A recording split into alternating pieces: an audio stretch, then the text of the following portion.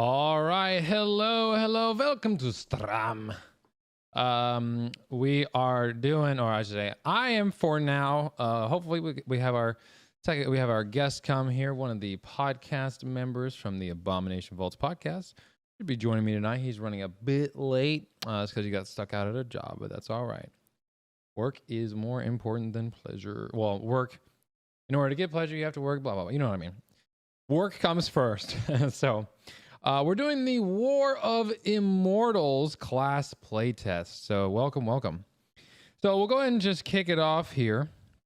We'll just basically be doing a full read through of this thing, not necessarily in one for one order, because you know how class features work and stuff. Sometimes you gotta bounce back and forth.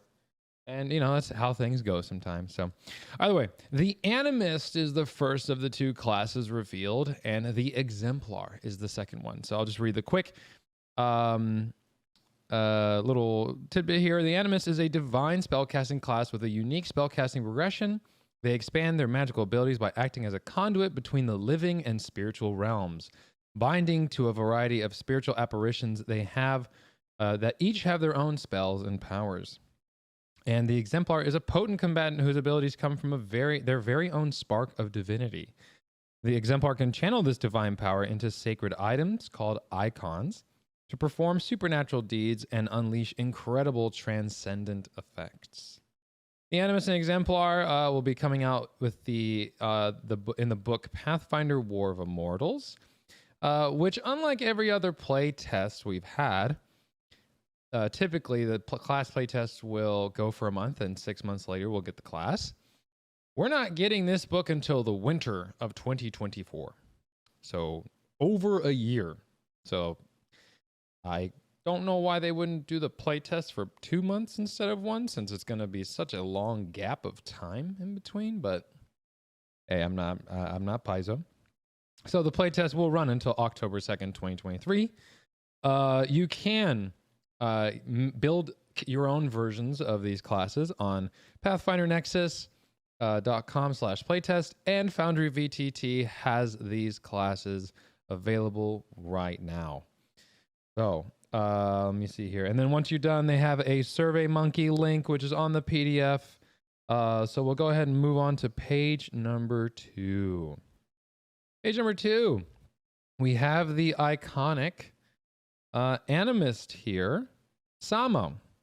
Samo is Samo of Icemark is a middle-aged Varki woman from the land of the Linorm Kings. If you're not sure where that is, the northernmost reaches of the Inner Sea.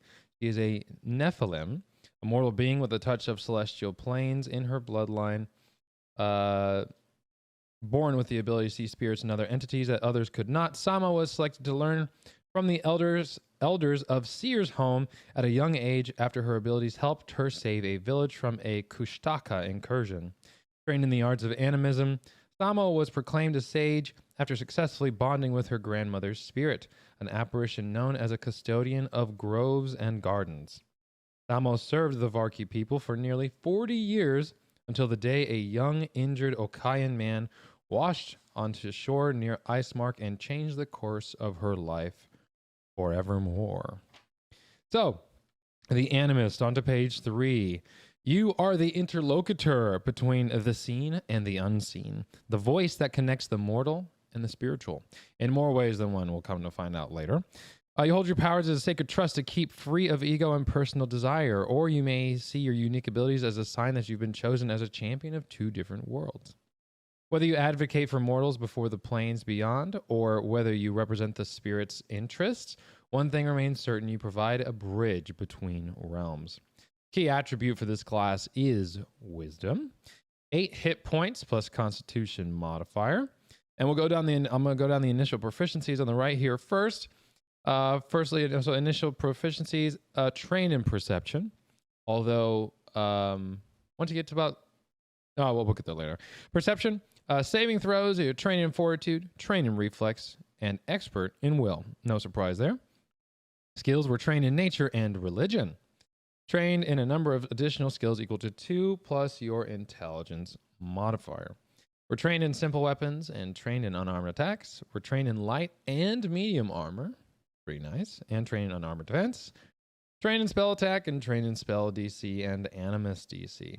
So, during combat encounters on the left here, you channel the power of spiritual entities called apparitions to cast potent spells and manipulate the battlefield to your advantage. You mix your own divine magic and the myriad spells granted to you by your attuned apparitions to cast down your enemies, sustain your allies, detect hidden threats, and lessen harmful effects. During social encounters, you watch and listen, letting the whispers of spirits and otherworldly beings guide you towards sound judgment. You may call upon the wisdom of an apparition particularly attuned to this issue at hand, relying on its expertise where your own falls short.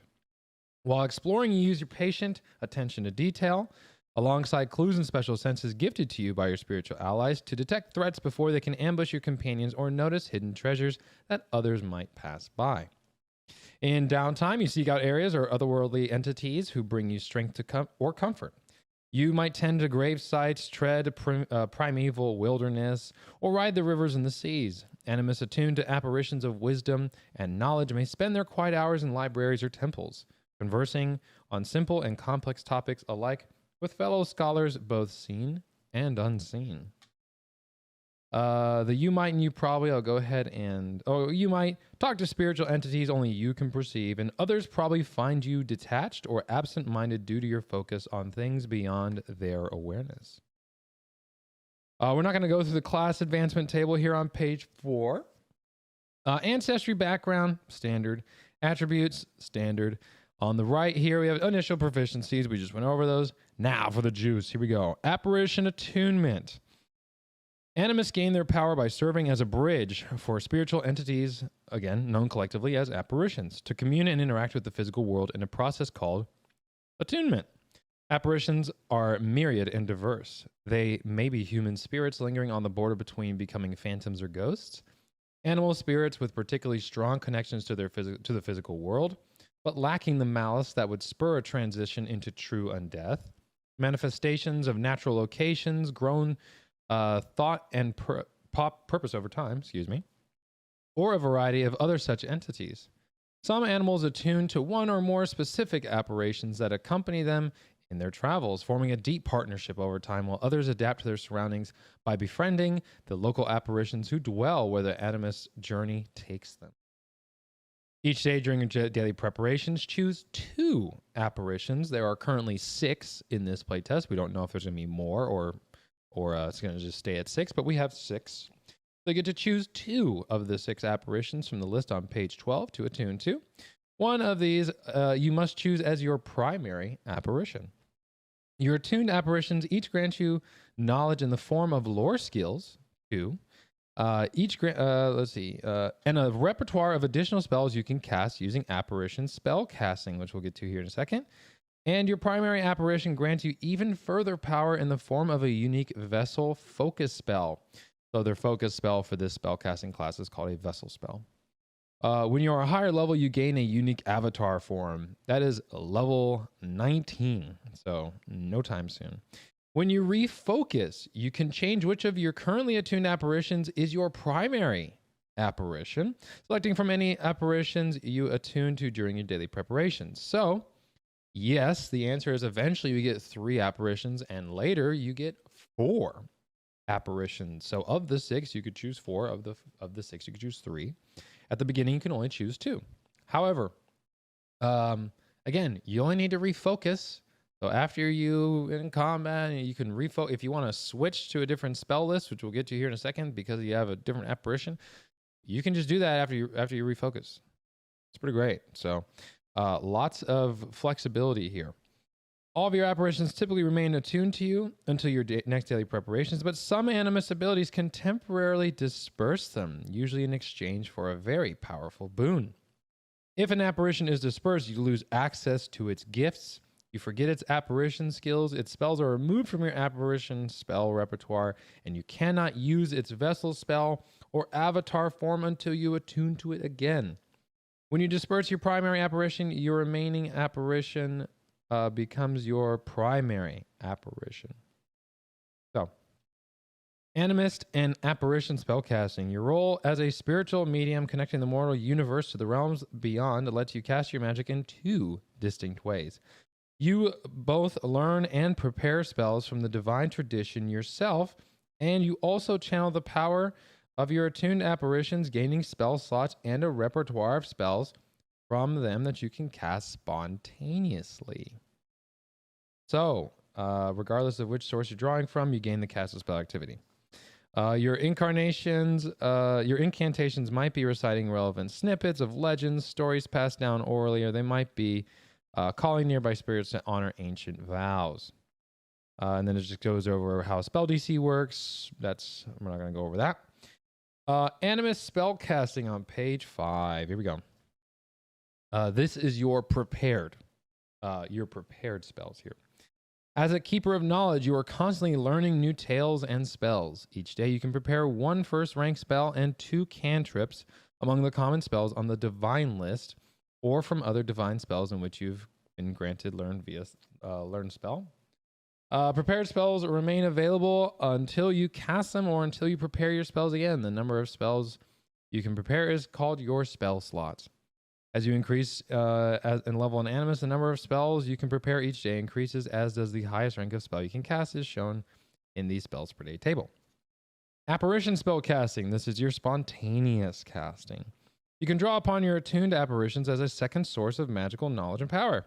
You gain additional spell slots and a spell repertoire from your attuned apparitions. At first level, you can cast 1 first rank apparition spell per day. You must have the spell in your apparition spell repertoire to cast it. That wasn't obvious. This is a collection of spells granted to you by all of your attuned apparitions. So even though at level 1 you'd have 2 apparitions assigned, or you choose from each day, even if you have your primary, so we'll call them 1 and 2 for now. So even if 1 is your primary, you still get the additional spell, like your spontaneous spell list pulls from both of the apparitions, not just the primary one you happen to be attuned to at the time. So really, really cool, because again, it just widens your pool of available spells. It's really, really great. Heightening spells. When you gain spell slots of 2nd rank or higher, you can fill those slots with stronger versions of lower rank spells, or just spells that, basic stuff. But this is the thing to keep in mind. The spirits are not limited in their magic as mortal spellcasters. All of your apparition spells are signature spells. So all of your spontaneous spells are considered signature, every single one of them. That means you can heighten an apparition spell freely by casting it at a higher apparition spell slot up to the maximum rank of apparition spell you could cast. So again, not only do we get more and more wider spell repertoire, you can just heighten them. So if you like the stuff at, the first level stuff and you want to use it at the first rank stuff, and you like it at 3rd rank because you're level 5, you can use it. You can just heighten it if you want to. Like example, I don't know, like runic weapon, which we'll see later on. So cantrips. If you don't know how cantrips work, they are spells that you can cast as many times as you like, and they heighten with you, and they do not go against your spell slots. Vessel spells. Again, this is the how do I put this? This is the focus spell of the Animist. They start with 1 focus point, and I like how the refocus activity is to treat with nearby spirits, meditate on resolving an issue pertaining to the balance of spirits and mortals, or telling a story. Love that. So focus spells are automatically heightened to half your level rounded up, pretty much like cantrips. You cannot have more than 3 at a time. Animistic practice. At first level, your animist chooses a practice that influences the way their power grows and develops. Choose one of the following practices. So again, I didn't say it at the beginning. Both of these classes are not, and not to be insulting, these are not new player-friendly classes. Both of these classes have a lot of tools, a lot of versatility. So again, if you already have prepare casting you're dealing with, spontaneous casting we're dealing with, and now we choose between two sub play styles beneath that. So the first one we have Channeler, or what I call the Swapper, and you'll see why. Channelers tend to associate more freely with a wide array of apparitions, as they are naturally skilled at acting as conduits for spiritual energy. While they tend to not form deep bonds with a single apparition, they are able to wield the power of multiple apparitions with great ease. Channelers are often travelers, itinerant merchants, or similar drifters, carrying stories from town to town. They often associate with apparitions of local natural features that find themselves near. For instance, bonding with a steward of stone and fire while traversing a volcanic caldera.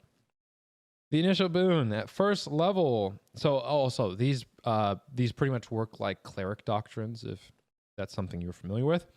Yeah, so the initial boon you get at first level, you gain the Channeler's Stance feat and the Apparition's Whirl action.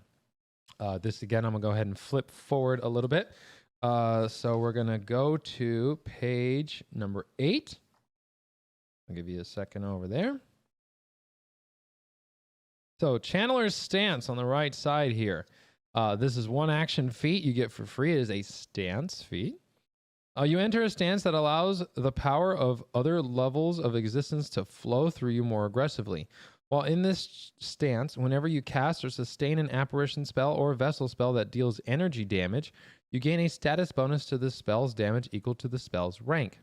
Whenever you cast a spell that has the vitality or void traits that restores hit point, the target gains a status bonus to the amount of healing received equal to the spell's rank. So back on page number 5. Another thing to cover just with the that the Channeler's Stance. A lot of people have been very, very upset on Reddit in terms of everyone thinks Paizo's nerfing all the spellcasters because they got rid of my static, +3 or +4, whatever my spellcasting modifier is for produce, flame, etc., or ignition now. What we're seeing with these classes, and you'll come to see, is the static bonuses are given to you based on your specialization and or whether through a class feature, a class feat, or a subclass choice. So again, that channeler, someone who's going to be switching switching their apparitions around all the time, which we'll see here in a second. They're probably going to be a more offensive caster who's trying to utilize all these different abilities and powers. So it only makes sense that kind of playstyle would have a more offensive capability. So with an offensive capability, they get these static bonuses whenever they use energy damaging things, because you're more primitive. So you're casting fire stuff, you have more base damage, and that affects all the spells, not just your cantrips, all spells. But again, to include cantrips, because unlike a spell weapon from other classes previously, it only affected non-cantrip spells. This affects all spells, so with energy damage. So again, you're more of a primal class, so it would only make sense that your elemental, like energy-based kind of stuff, would be more potent. You're over here casting, Divine Lance. If you had the capability to, it shouldn't be more potent. You're not more divine based than you are primitive. This class has some divine power, but I digress. We move forward. So, Apparitions Whirl. Frequency once per round. Concentrate. Does not provoke attack of opportunity. Reactive strike. Your apparitions spiral around you as you replace your bond with your primary apparition. With another. Choose another apparition from those you are attuned to. It becomes your primary apparition, replacing your current one. So once per round, you can swap out if you want, which is pretty crazy. I haven't, or how I put this, there are reasons to do it. Not my preferred play style, but it's valid. So we move to the very important picture, or a very important display here on page number 6. The Animist spells per day. Are they able to see the whole thing on the stream? Okay, so but they can see the Animist spells per day. Okay, so as long as they can see the chart, that's fine. So as you can see here, it's probably the weirdest one we've seen ever. So at the bottom here, so before we can go into cantrips and all that, we're going to read at the bottom of the table. The number before the plus sign indicates your spell slots via Animist prepared spellcasting, and the number after represents your after it your spell slots from your Apparition spellcasting spontaneous. So for instance, a second level Animist has a 2+1 first rank spell slots, mean they can prepare 2 first rank spells via Animist casting prepared. And they also have 1 spell slot to spontaneously cast an Apparition spell. Spontaneous. So, little, I would say, I wouldn't even say a little different, much different than we're used to. Much, much, much different than we're used to. So as you can see there, on level 4, you'll notice the cantrip goes up from 2 to 3 from your apparitions. That's because, yes, if you're thinking ahead, that's because that's when you can have your 3rd apparition with you. And at level 12, that's when you can have your 4 apparitions with you at the same time. Randy said. Oh, you have no, yes, Randy is a heck of a spell chart. It's going to, and again, it's going to confuse. Like I would not allow a new player to play any of these new classes. It's not anything personal. These are very advanced classes. These are on the level of what I would call, like, this is like on the level of alchemist investigator kind of. You need to be very knowledgeable about the game before I would even consider letting a player play this class. Of course, I say that I'm going to get roasted on the podcast because I'm going to allow one of the players to play an exemplar. But that's because I'm going to be holding their hand. I do not expect them to know the class. I really want them to try out, to play test the class, and because I want to get some data out so I can take the survey and do the survey live as well, like I did last time for the kineticist. So I had to get someone to play test it, and fortunately, yet fortunate and through unfortunate events came fortune. Her character, I will spoil a little bit here, falls. I'm not going to say how or when, but her character unfortunately passes, and through that, the timing couldn't have been better for this. So I was like, hey, you want to try this one of these new classes? So yep, we got Exemplar there. So let's see here. That's the Animist spells per day. So we move. Okay, so the Apparitions Whirl. Okay, again, I had the Apparitions Whirl. So that one action once per round, you can switch it over. So that's part of your initial boon. At level 9, intermediary boon. Your proficiency rank from Fortitude increases to Master when you roll a success on a will save. You get a critical success instead. So I think this is a typo, and I'm actually going to make a note of this. It says at 9th level, your proficiency rank for Fortitude increases to Master, and when you roll success on a will save, you get a critical success instead. I think it's meant to be when you roll a success on a fort save, you get a critical success instead. Essentially, you get Juggernaut, which makes sense because you're playing a more battle battle focused battle focused Animist. So I think that was a typo. So greater boon at 13th level, your proficiency rank for light armor, medium armor, and unarmored defense raises to expert. So again, you're probably playing a little bit more aggressively in the front, semi-front there. Ultimate boon at 17th level. The first time you go into encounter, you enter a specific stance granted by an Animist feat. You gain a number of temporary hit points equal to half your level plus 2. Sweet. These temporary hit points last for 1 minute. I don't know why they put minimum 3, because at half your level of 17 would be 8 plus 2, which would be a minimum of 10. So again, I'm going to put a little mark there for that. Anyway, we move forward to Sage. Sage is what I call the mental gymnast / defense play style. Sages are particularly sensitive to the presence and influence of spirits and undead. They can easily detect lingering spirits and help create resolutions between spiritual entities and whatever barriers are preventing them from resting peacefully.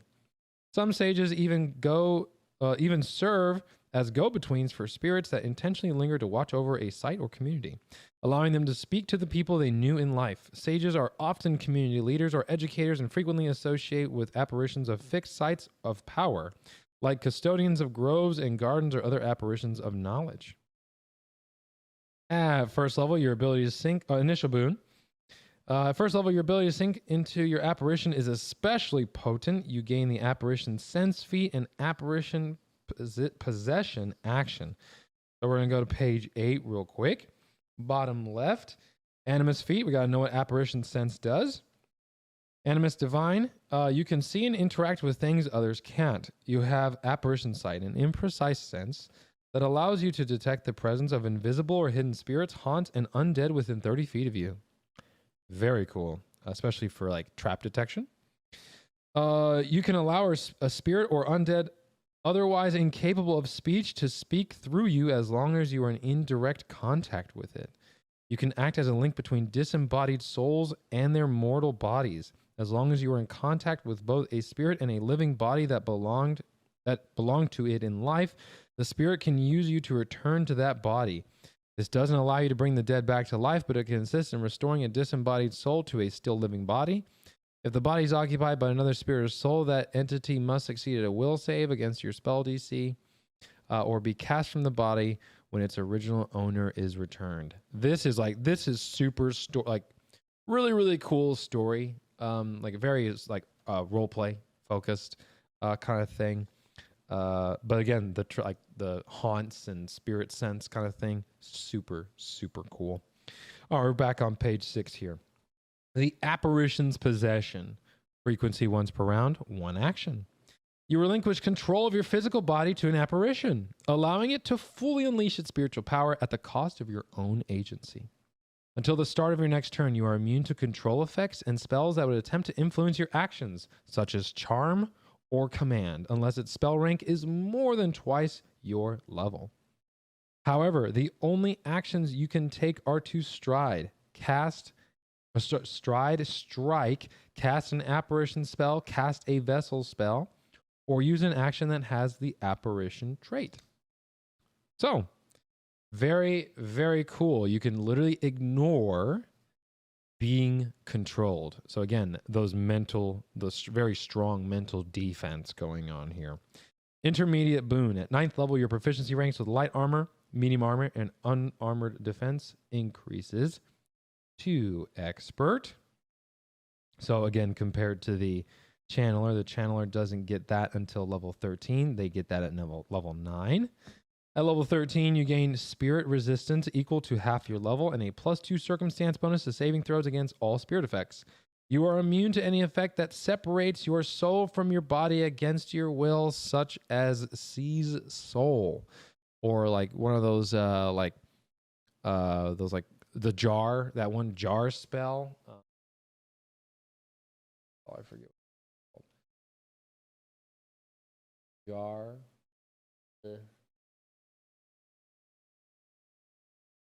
There are a few spells. I can't remember what this spell called. There's like 2 or 3. Ultimate boon. At 17th level, whenever a haunt, spirit, undead, or incorporeal creature fails a saving throw against your spells, you gain a +2 circumstance bonus to your AC and saving throws against all that entity's attacks and abilities for the next 24 hours. That's insane. So just want to put that out there. But again, it's level 17. You're already you're literally a legend at this point. So Not the craziest thing ever. This bonus applies only to the entity that failed its saves, not others of the same type. So nice try, guy. I see you over there. So if I did it to the vampire mastermind, that means all vampire no, nice try though. Soul Jar, thank you. Yes, Soul Jar. In addition, you can select up to 2 apparitions as your primary apparition during your daily preparations. So the difference here is we have the channeler who can quickly switch between apparitions even later. They can even kind of heal themselves, keep themselves in the fight. Where the sage is, again, the patient one here, a little more level-headed, looking out on defense here, and again, eventually able to channel one so well that they can channel 2 at the same time. Very, very, very cool. So we're on page 7 here. Animist feats, typical stuff. At 2nd level, they're not a martial class, so they don't get an animist feat at 1st level. Skill feats, same stuff, typical. General feats, typical. Spiritual fortitude. Spiritual energy reinforces your body. Your proficiency rank for fortitude saves increases to expert. Well, hold on then. Okay then. So I think the mistype on page 6 is at 9th level, your proficiency rank.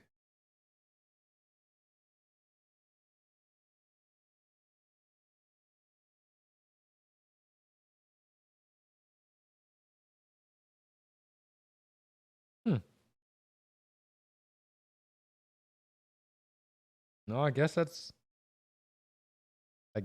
written intentionally because you get at 3rd level fortitude expert, so at 9th level fortitude master, and you start expert in will.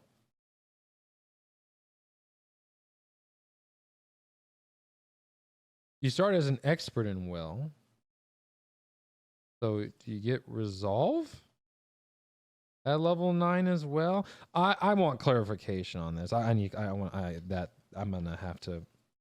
Okay, that's very weird. That's very that's written a little bit confusing. I mean, like I say, if it's as written, you're getting Juggernaut and Resolve at the same time at level 9, which is extremely powerful. So anyway, skill increases 3rd, same typical stuff. Level 4, this is the feature. Where you attune, you can have 3 apparitions you attune to. So you have 3 apparitions at all times, and one you still have to choose one as your primary. But you also increase the number of focus points in your focus pool by 1 at level 4 for free. You don't have to take a class feat to increase your focus pool, which is awesome. So 5th level ancestry feats. Same thing, typical thing. They did not put, funny enough, they didn't put ability boost here at level 5. Unless they intentionally put, no, so you skipped that intentionally. Let me see here. Oh, no, attribute boost is at the very beginning. Okay, never mind. Expert spellcaster, level 7. All your spell attack modifier, spell DC increases expert. Apparitions awareness, your proficiency rank for perception increases to expert. So again, you're a wisdom-based class, so you don't need master right out the gate. Like a rogue or investigator or anything like that, because you're already going to have a very high wisdom. So you're going to pretty much be what others would need to be mastered to equal out to you. So again, no biggie. Advanced interlocution. I talked to Roll for Intent, the podcast about this. They don't need this in here because the spells per day already reflect this feature. So you're gonna confuse players because players are gonna say, "Oh, I get to have even more spells. Oh, so I get an additional apparition spot for each rank." No, it's already reflected on the table. You do not get an additional one on top of that. So again, apparitions warning. Apparitions warning. We'll cover key terms after we finish the features here. Apparitions warning: the spiritual entities that protect you against of harm before it would occur, giving you more time to react. Your proficiency rank and reflex increases to expert. Single weapon expertise, basic stuff. Fourth apparition, level 12. Not even like level 15, 17. Level 12, you get to already have 4. So that's most adventure paths, even lower end ones. So even like 1 to 10 or 1 to 11. Crazy, crazy stuff. Weapon specialization, basic stuff. Master Spellcaster 15. Legendary at 19. Supreme Incarnation at 19th. Essentially, this gives you your 10th levels, your 10th rank spell, as well as access to Avatar for your apparitions. So we'll go back to page 7 here. Key terms. Apparitions are the apparition trait. Apparitions are spiritual entities. Oh no, they're not talking about the trait here. Okay. Apparitions are spiritual entities who generally lack the power, cohesiveness, or attachments to enter the physical or affect the physical world. Unlike a ghost or phantom, the apparition does not need to have ever been a living creature to be a spiritual memory, and it could be a spiritual memory, things like that. So animist abilities with the apparition trait involve one or more of your apparitions acting alongside of you. You must be attuned to at least one apparition to use an apparition ability, and some abilities might state in their requirements more specifically which apparition you must be attuned to. Typically, you are assumed to always attune to your apparitions daily during your preparation, but in a rare circumstance, such as a result of a certain animist ability, your apparitions might be dispersed or separated from you for a time. And wandering. Wandering identifies animist feats closely attuned to particular types of apparitions. When you make your daily preparations, you can retrain any wandering feat you know or any other wandering feat available to you. Available at the level you took the exchanged feat, including lower level wandering feats, and you must meet the other prerequisites. Yes, this is essentially the fighter's ability to swap in different feats. But again, they have to specifically be wandering feats. These are typically more skill focused than they are like skill or power focused. So that's where the balance comes there. And stance, if you're playing, stance is a stance. You take one action, enter a stance, and you can't be more than one stance at a time. Very basic. So we're going to go ahead and move forward to page number 13. 12, excuse me. Number 12. On the bottom right here, Animist Apparitions. Are you good? Over there? Yeah. Okay.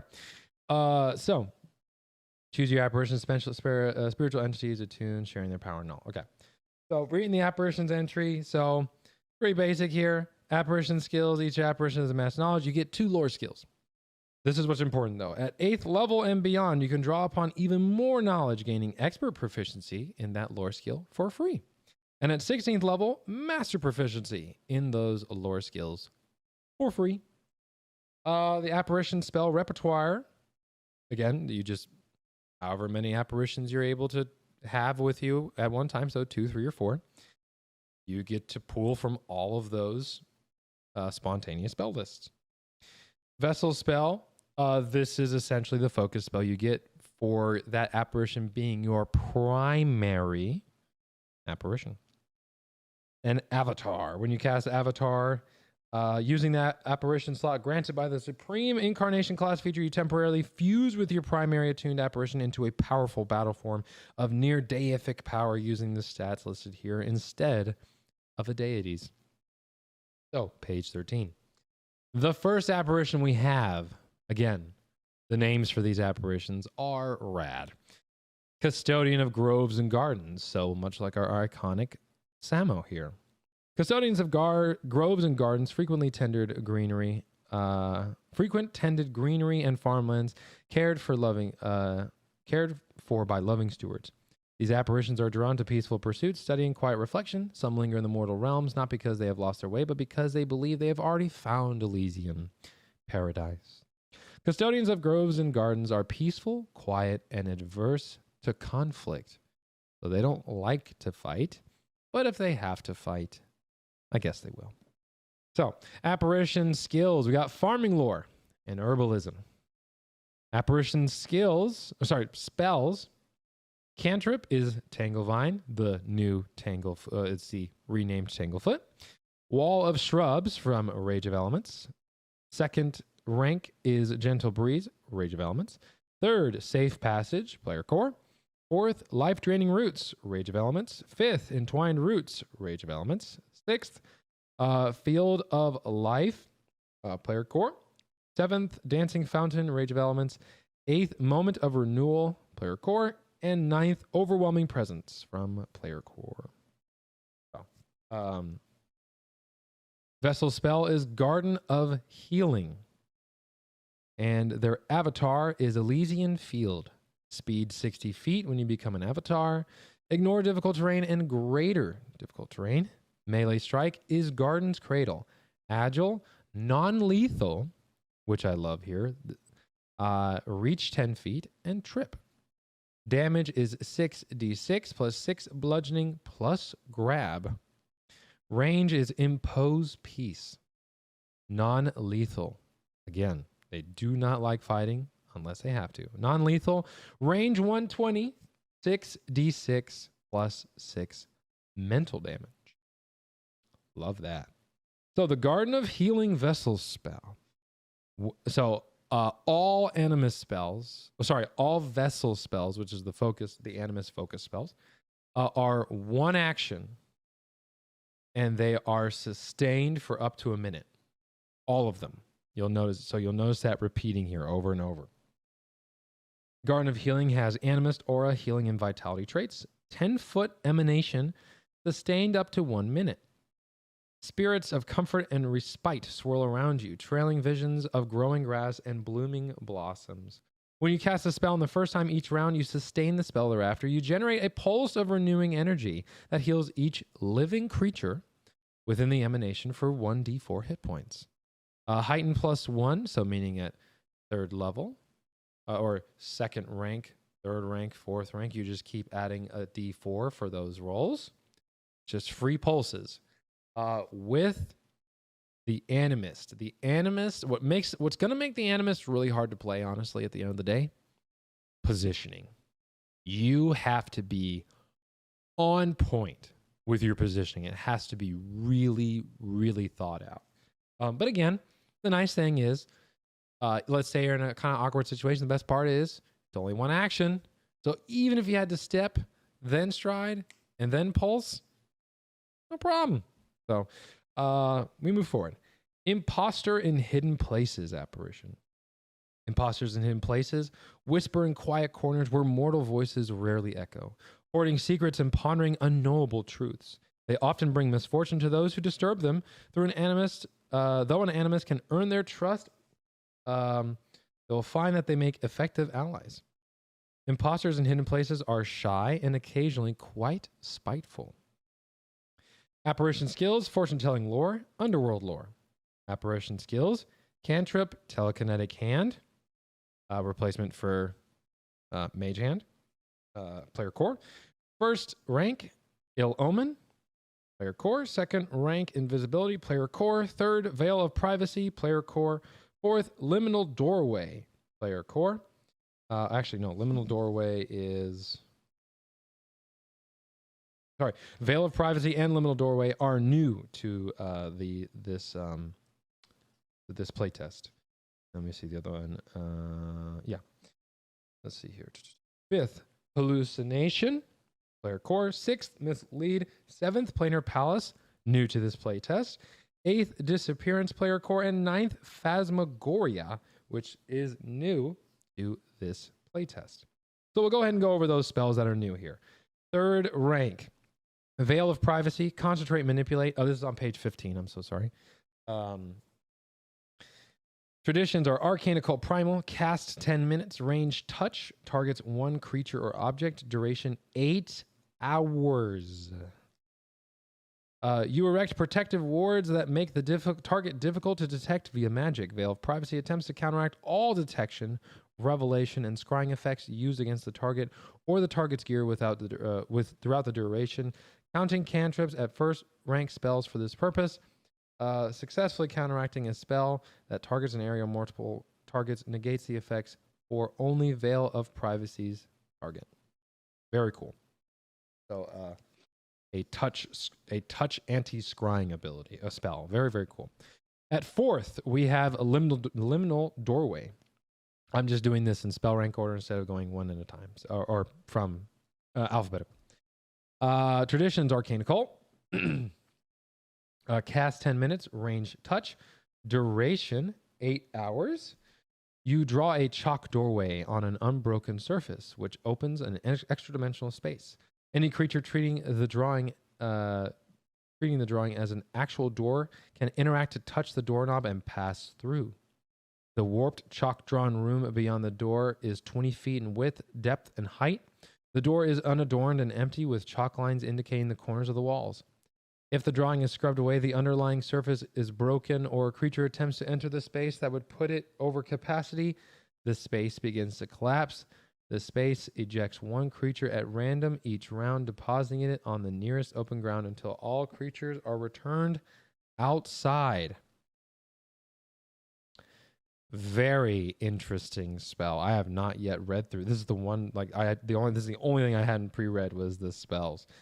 So very, very interesting. So you can just have your own little private room. Pretty neat. Kind of similar to the one, what's that rope spell? Randy, help me out here. Rope Trick. Very similar to Rope Trick, both of which are 4th spell rank. So, planar. I'm not going to read. So I'm just going to go over Mist real quick. Mist is obscuring mist. There is literally no difference. It is the same wording. So I'm just going to go ahead and skip that one. Planar Palace, 7th rank here. We got Concentrate, Extra Dimensional, and Manipulate. Uncommon. Arcane Occult, 1 minute. Range 30 feet. Duration until your next daily preparations. You grow an extra dimensional demi-plane consisting of a spacious dwelling with a single entrance. The entrance connects to the plane where you cast a spell, appearing anywhere within the spell's range as a faint shimmering vertical rectangle 5 feet wide and 10 feet high. You designate who can enter when you cast the spell. Once inside, you can shut the entrance, making it invisible. You and the creatures designated can reopen the door at will. Inside the demi-plane appears to be a mansion featuring a magnificent foyer and numerous opulent chambers. This mansion can have a floor plan you can imagine as you cast a spell, providing it fits within a 40-foot wide, 40-foot deep, and 30 feet tall. While the entrance to the mansion is closed, effects from the outside mansion fail to penetrate and vice versa, except for interplanar teleport, which can be used to enter this mansion. You can use the scrying magic and similar effects to observe the outside only if they are capable of crossing planes. A staff of up to 24 servants attends to anyone within the mansion. They are like the servant created by Phantasmal Minion spell, though they are visible with an appearance you determine during casting. I can definitely see a lot of anime waifus being summoned here in these mansions. The mansion is stocked with enough food to serve a 9-course banquet to 150 people. What do you think, babe? What do you think? Pretty wild there. Right. I could see this being created by Nex himself, this kind of spell. This feels like a Nex spell. And last but not least, Phantasmagoria. Or Phantasmagoria. 9th rank. Concentrate, Death, Illusion, Manipulate, Mental. Ooh, boy. Arcane Occult, range 120 feet. Target any number of creatures. That can't be good. Defense is Will. You fill the target's minds with endless images, like countless dreams and lives colliding with one another. The onrushing information deals 16d6 mental damage to each target depending on its will save. Critical success, unaffected success, half damage, and cannot use reactions until the start of your next turn. Failure, target takes full damage and is confused until the start of your next turn. Critical failure, they take double damage and they are confused for 1 minute. Holy cow. Vessel spell is misprinted here, is a typo. It is Discomfiting Whispers. 13. Back on 13. I'm so sorry. Vessel spell for imposter. So yeah. Discomfiting Whispers. Avatar whisper hiding in shadows. Speed 50 feet. Fly speed 50 feet. Melee. Touch of Lost Futures. Versatile cold. Damage is 6d10 plus 6 void or versatile cold. Range is Whisper of Despair. 6d6 plus 6 void damage. Very interesting. And the Vessel spell for the Imposter of Hidden Places, or in Hidden Places, excuse me. Discomfiting Whispers. Animist Aura Misfortune Void. 5-foot emanation. 1 action. Duration sustained up to a minute. You are surrounded by an aura of spiteful murmurings that incite bad luck and punish failure. Each creature that starts its turn within the area of this spell must roll twice on their first attack roll that round and take the lower result.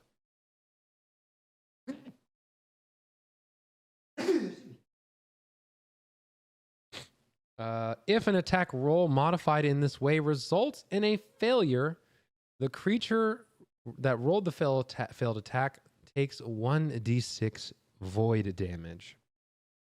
This is heightened +2, so first spell rank, 5th spell rank, 9th spell rank. It increases by 1d6. So the highest they'll get is 3d6. Give me one moment. I'm going to go below. Stalker in Darkened Boughs. Stalkers in Darkened Boughs make their homes in ancient forests and jungles unfriendly to humanoids and others who exert control or influence over nature's designs. These apparitions are drawn to animists who harbor violent thoughts or impulses, but are more likely to linger with animists who quell their hatred. Stalkers in Darkened Boughs are moody, impulsive, and prone to seeing things from the least charitable perspective. Their apparition skills are forest lore and herbalism lore.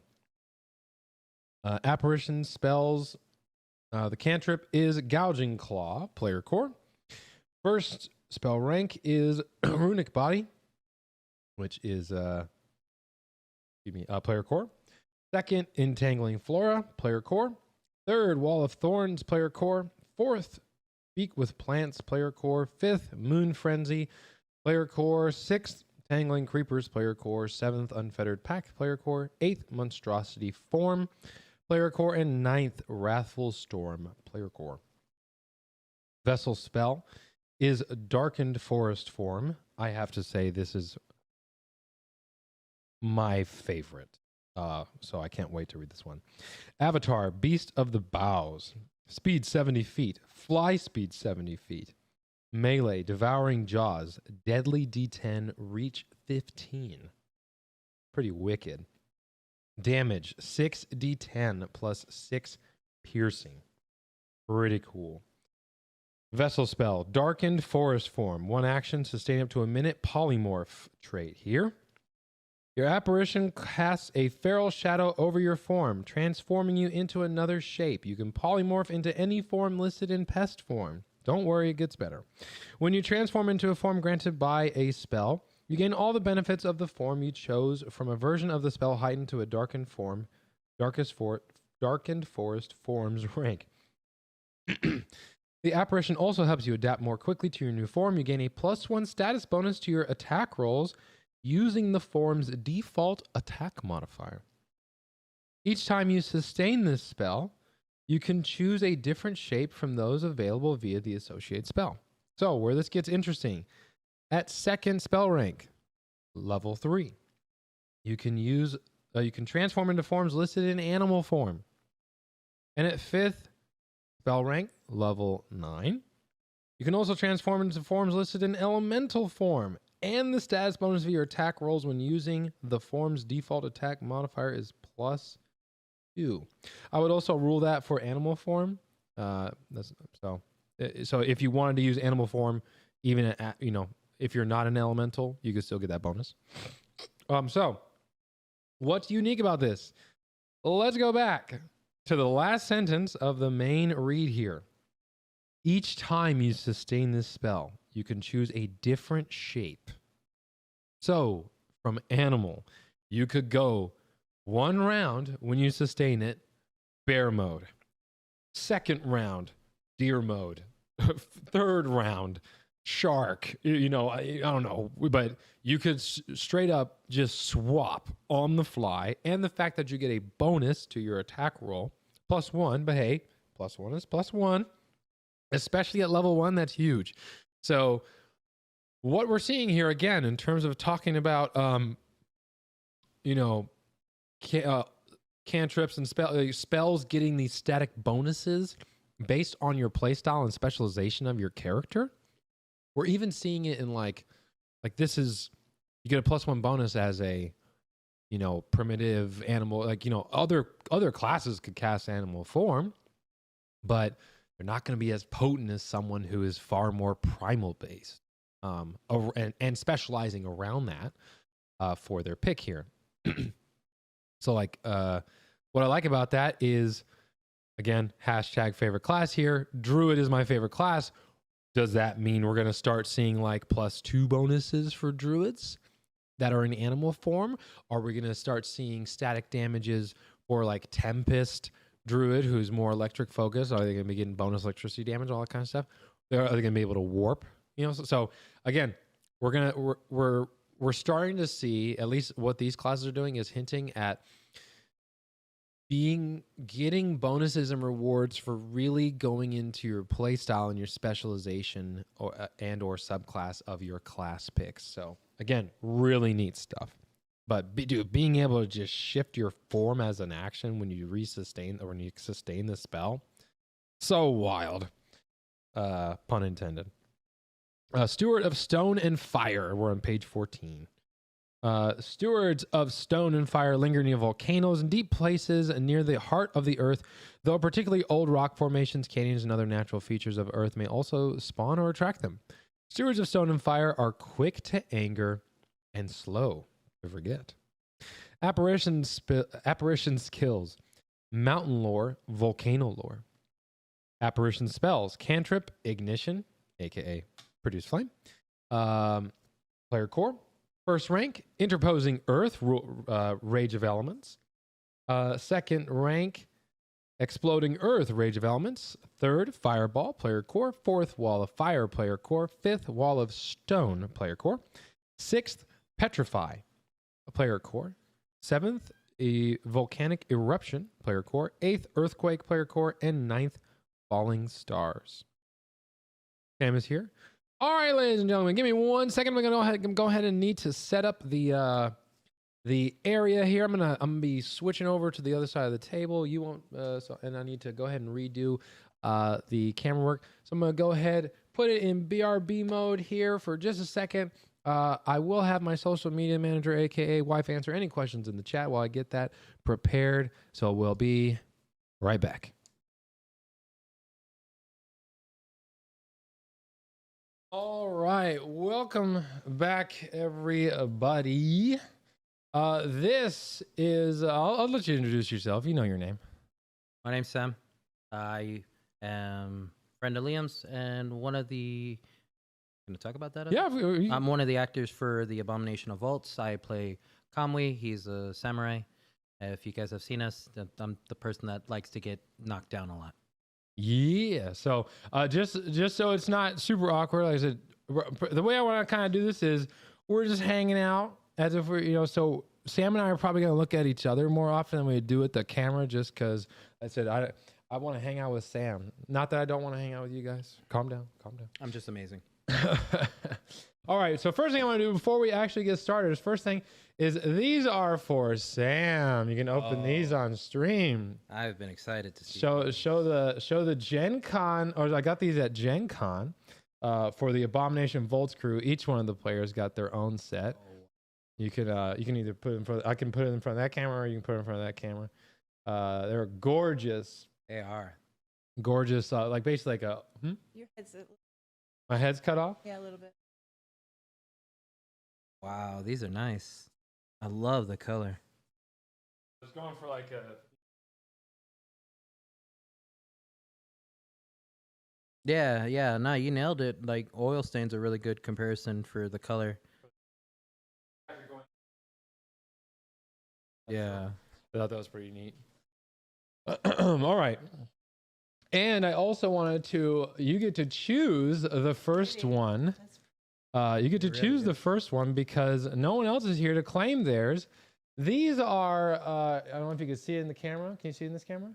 These are arched D4s. Oh, you told me about go ahead and choose your color. Those who haven't seen an arched D4, they are warped, obviously engineered to be warped. They are warped D6s that allow you to have non-lethal versions of D4s, aka the non-pyramid type. The caltrops. So, no caltrops. And actually, they actually roll instead of just kind of falling, and Oh yeah. they actually roll. Yeah, those won't get caught up on anything. Yeah. So go ahead and choose one, and then go ahead and choose one for yourself, there, sir. I'll And take this one. you take all right. The ice blue. Yeah, I like the color. like that. Ice Yeah. blue. The benefits, and because you're the only one to make it here until level 6, and hold me to it, my friend. Oh, I will. You get to start every session with 2 hero points. Oh, that's super handy. Yes. Whether with people realize 2. that or not, that is super handy for me. Yes, you get to start each session with 2 hero points. So we'll go ahead and continue here where we left off. I know some people are like, get back to the review already. All right. So we're at the Steward of Stone and Fire here. So the vessel spell, Earth's Bile. And then their avatar form is Blood of Planets, speed 50, burrow speed 50, ignore difficult terrain and greater difficult terrain. Melee is 1 action, Avalanche of Molten Stone, versatile bludgeoning. 6d10 plus 6 fire. And ranged is Cleansing Eruption, which is fire range 120 feet, damage 66 plus 6 fire.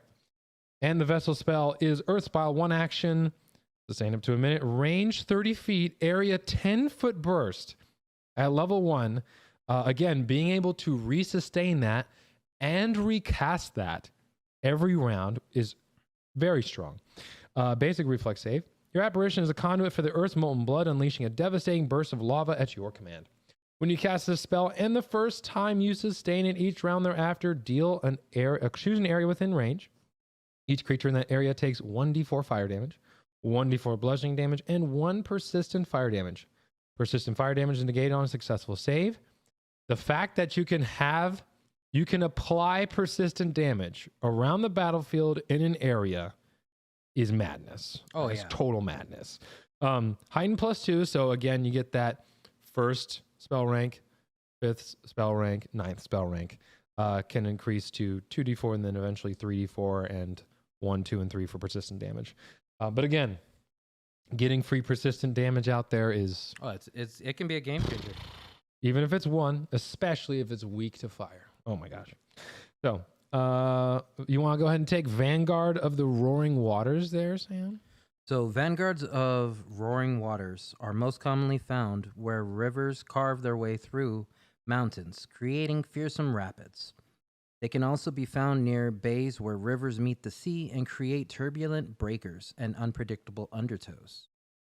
Vanguards of roaring waters encourage chaos and are easily bored. For the apparition skill, you get mountain lore and river lore.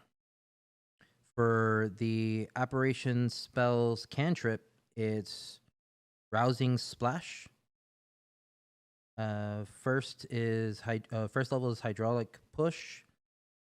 Second, mist.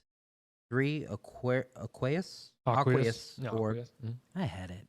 It's fine. You're fine. You're fine. 4th is hydraulic torrent. 5th, control water. 6th, personal ocean. I'm not familiar with that one. 7th, dancing fountain. 8th, whirlpool. And 9th, wrathful storm. The vessel spell is river carving mountains. I'll go ahead and read personal ocean to you right quick. We have, so if you see the little ROE after that spell name, You can go ahead and call out if you'd like that it is from the Rage of Elements book. So I'll go ahead and read Personal Ocean because I'm not familiar with that one either. 2 actions, 6th rank, Arcane Primal, 1 minute. You surround yourself in a bubble-like shroud of seawater that fills your space completely and moves with you. You can breathe, speak, and perceive normally while in the Personal Ocean. You gain swim speed equal to your land speed if you don't have one. The rules of aquatic combat apply to you. Targets attacking you or attacks passing through your square. For instance, a bludgeoning or slashing melee attack against you would take a -2 circumstance penalty, and you can cast fire spells or use action with the fire trait, or you cannot. Each time you move, you extinguish non-magical fires and you attempt to counteract magical fires. Where you bitching? So, At a mountain area, that's super useful. it's pretty cool. All right. Continue. Sorry about that. And then for the avatar, you get River that splits the world. Speed of 50, swim speed 70. The melee is Parting Mountains, which is versatile. Flashing. Oh, okay. Versatile slashing water. The damage is 6d10 plus 6. Bludgeoning. The ranged crash into the sea has a range of 120 feet. It's versatile. Piercing. Okay. It's okay. As water. The damage is 6d6 plus 6. Bludgeoning. And the vessel spell. For the vessel spell, which is River Carving Mountains, it is uncommon, Animist in water. It's sustained up to 1 minute. Your apparition solidifies around you into roaring water and spraying mist. For the duration of the spell, you have lesser cover against ranged attacks and gain a 5-foot status bonus to your speeds. Once per turn, you can use an action to stride up to your speed while your apparition fills each square you pass through with the lingering energy of a coursing river. These squares become difficult terrain until the start of your next turn. That's handy. You can use River Carving Mountains while burrowing, climbing, flying, or swimming instead of striding if you have the corresponding movement type. That's actually pretty good. It is definitely the most interesting escape ability I've seen in the game probably ever. And just side note, and I'm not trying to throw you on the bus here. If you see Sam checking his phone, which he'll have to check often, probably it's usually because his son is reaching out to him or something of the sort. So sorry. Yeah, don't take it as he's not paying attention to me or he doesn't care. No. Yeah, it's not that. I promise. You're fine. So Witness to Ancient Battles. This one is definitely the coolest flavor-wise and mechanical-wise, but my favorite is the Darkened Forest form, but this one is just very neat because this is the first of its kind, and I hope they have more of these when the game, when Player Core releases and all that stuff.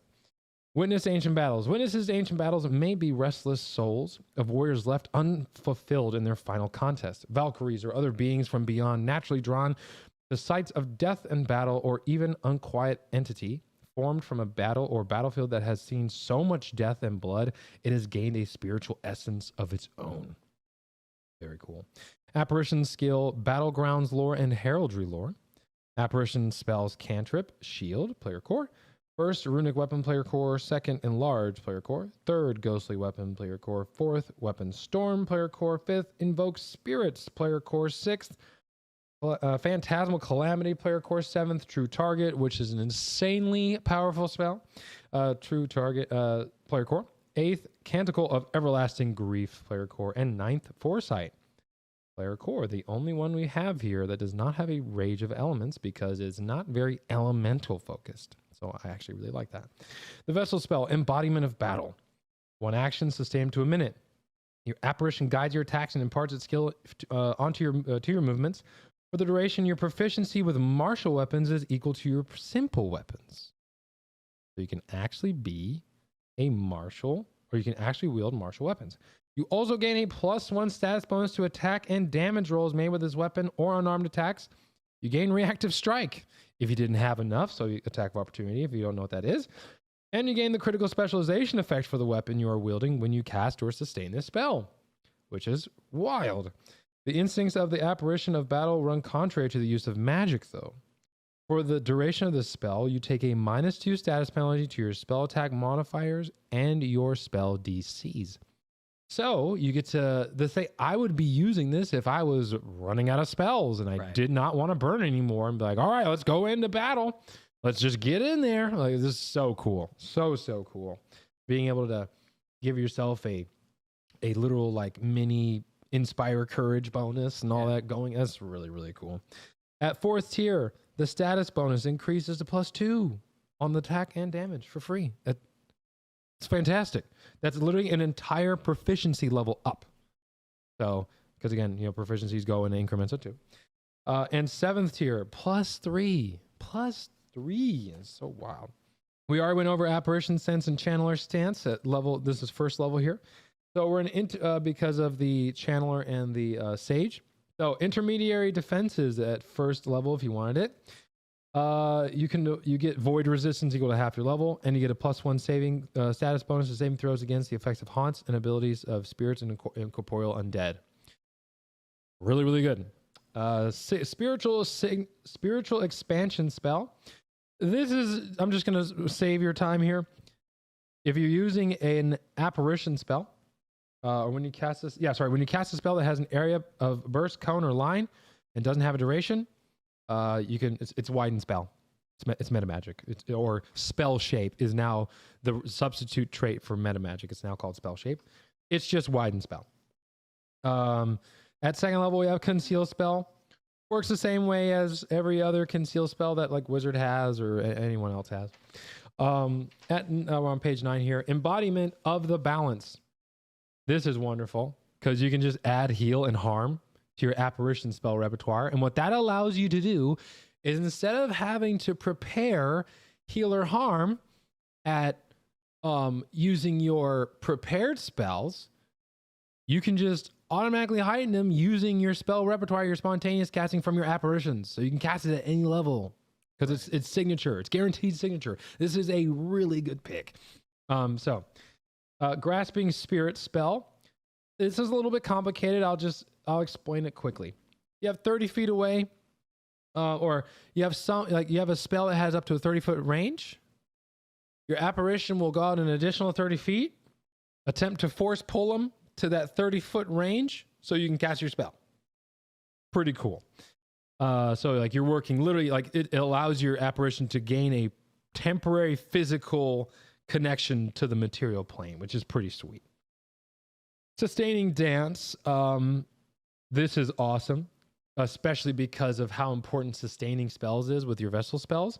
This allows you to step or leap, one of the most underutilized abilities in the game, which allows you to jump 10 or 15 feet based on movement speed. And then you can also sustain while doing that. So you don't break it. So you don't break it. Or so you can, again, move and sustain. Very, very important. Yeah. 4th level apparitions enhancement. This is the Animist Bespell weapon. It's a 1d6 spirit damage. Instead, requires a non-cantrip spell. Non-cantrip. Channel protection at 4th level requires a prerequisite, the channeler stance. While you're in your channeler stance, your last action was to cast a spell from your spell slot. I don't like how they worded that, just as a quick side note, because that's the same thing as saying non-cantrip spell. I don't know why they didn't just say non-cantrip spell. Anyway, it is really nice though. You feed the excess energy from your spell. You and all allies adjacent to you get a +1 stats bonus to AC and reflex saving throws until the start of your next turn. If the spell is at least 7th rank, +2 bonus. Very cool. So again, that channeler is going to be going around doing like these mid-range buffing and mid-range damage spells. Really, really cool stuff. Divert control, 4th level here, 4th rank. Or sorry, 4th level feat. Let's see, your turn, charm, similar spell, give you control. So this is for essentially it's going to be for like the sage. You can dictate your actions. So you can essentially attempt to, you can temporarily mute the effects of the controlled condition. And if you're a sage and you have the apparition's possession ability, you can break out of it, and you can still take up to 2 actions that you would normally not be able to take because you would normally be controlled. Walk the Wilds, level 4. You can add animal form to your apparition spell repertoire. Very useful. If you're a stalker in Darkened Boughs, you can increase the duration of your Darkened Forest form from 1 minute as a focus spell to 5 minutes. That's insane. So it's actually usable and useful out of combat. It's very, very cool. 6th level, Apparition Stabilization. This is steady spellcasting. And level 6 is where we all of the feats we have at level 6 have the wandering trait. So don't forget about that. So steady spellcasting here. Blazing Spirit at level 6. Once per 10 minutes. So this is for your battleground lore. So your ancient battle guy or your volcano. Trigger an adjacent creature damages you with a melee attack. You gain resistance to your level to the triggering attack, and the triggering creature takes 1d6 fire damage and 1 persistent fire damage. It's usually something reserved for monsters only. So I love that. It increases to 2d6 and 2 persistent at 12th level, and 3d6 and 3 at 18th level. So, Grudge Strike. Let's see here. Grudge Strike. One of the apparitions you're attuned to grants heraldry or underworld lore. You channel spiritual power. You make a melee strike against a creature within your reach. Gain a +2 status bonus to this attack. That is an entire proficiency level. +2. That's nothing to scoff at. And deal an additional 2d6 void damage to the target. If the target is undead, this strike instead deals 2d6 vitality damage. So, very, very good. And also, your Ancient Battle status bonus from that +1 would stack, because that's a status bonus, and this Grudge Strike is a circumstance bonus. Oh, nice. For a total of +3 to these. That's freaking crazy. Medium's Awareness. Feat 6. You get a +2 status bonus to checks made to seek, and when using perception for your initiative roll.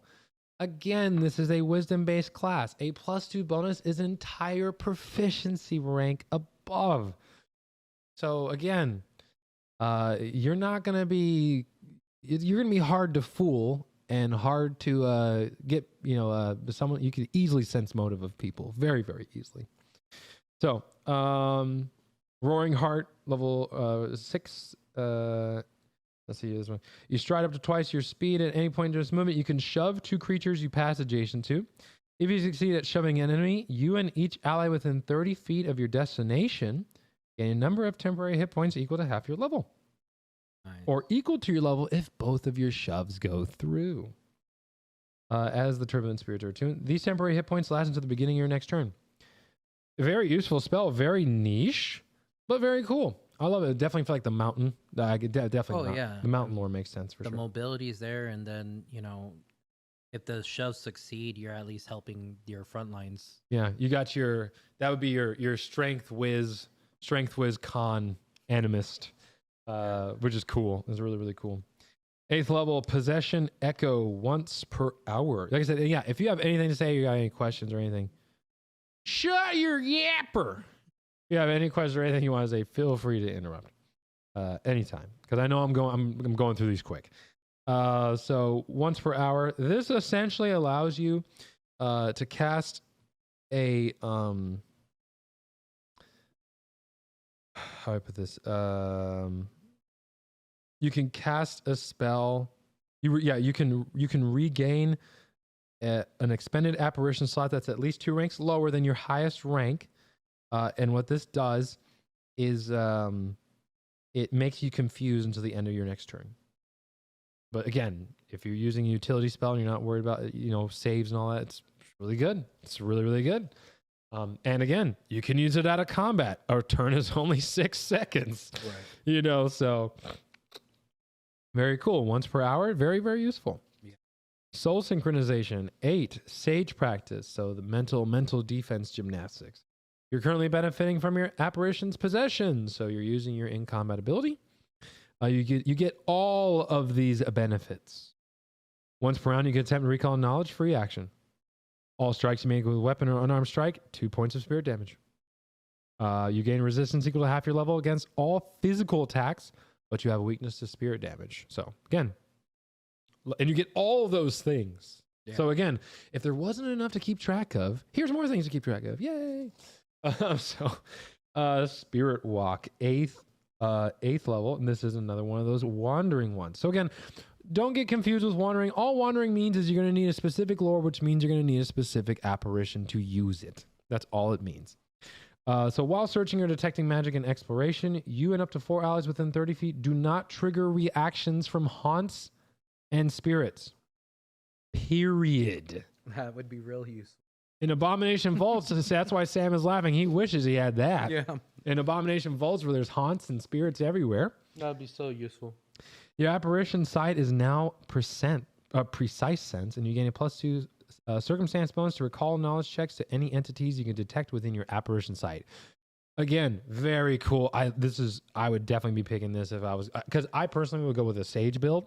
I think the channeler build for like a very combat heavy one is really cool, but I love the utilitarian sage build. Anyway, Windseeker, Walk the Wilds. You need Walk the Wilds to use this. Wings for you from the shackles of the ground below. You add aerial form to your spell repertoire. Sick, dude. Whenever you use aerial form, it grants you specific acrobatics modifier +1 to all those checks. If you're attuned to a stalker in darkened boughs, add the bat and bird form in aerial form to your darkened formed lists. So you can also get bat and bird to be able to shift into and just on the fly. It's so for 5 minutes at a time. Like so crazy.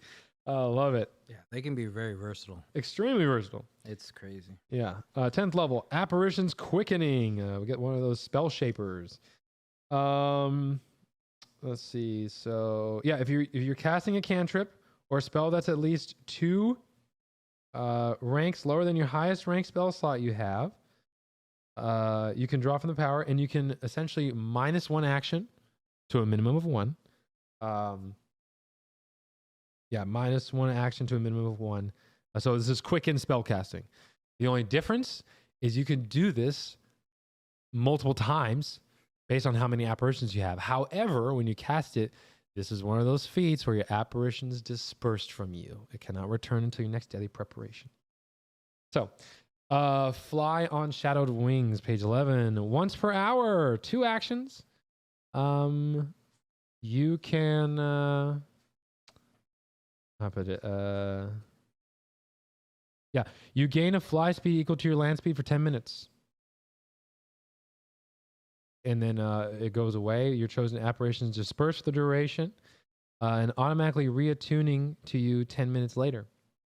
So you can fly for 10 minutes. It takes them 10 minutes to do a cooldown. So you essentially have permanent fly equal to your land speed. So kind of crazy. But again, what question? So for because you're still on fly on shadowed wings, right? Mm-hmm, mm-hmm. So if I'm understanding this, when you're attuning to the apparition for 10 minutes, you gain fly speed equal to your land speed. Mm-hmm.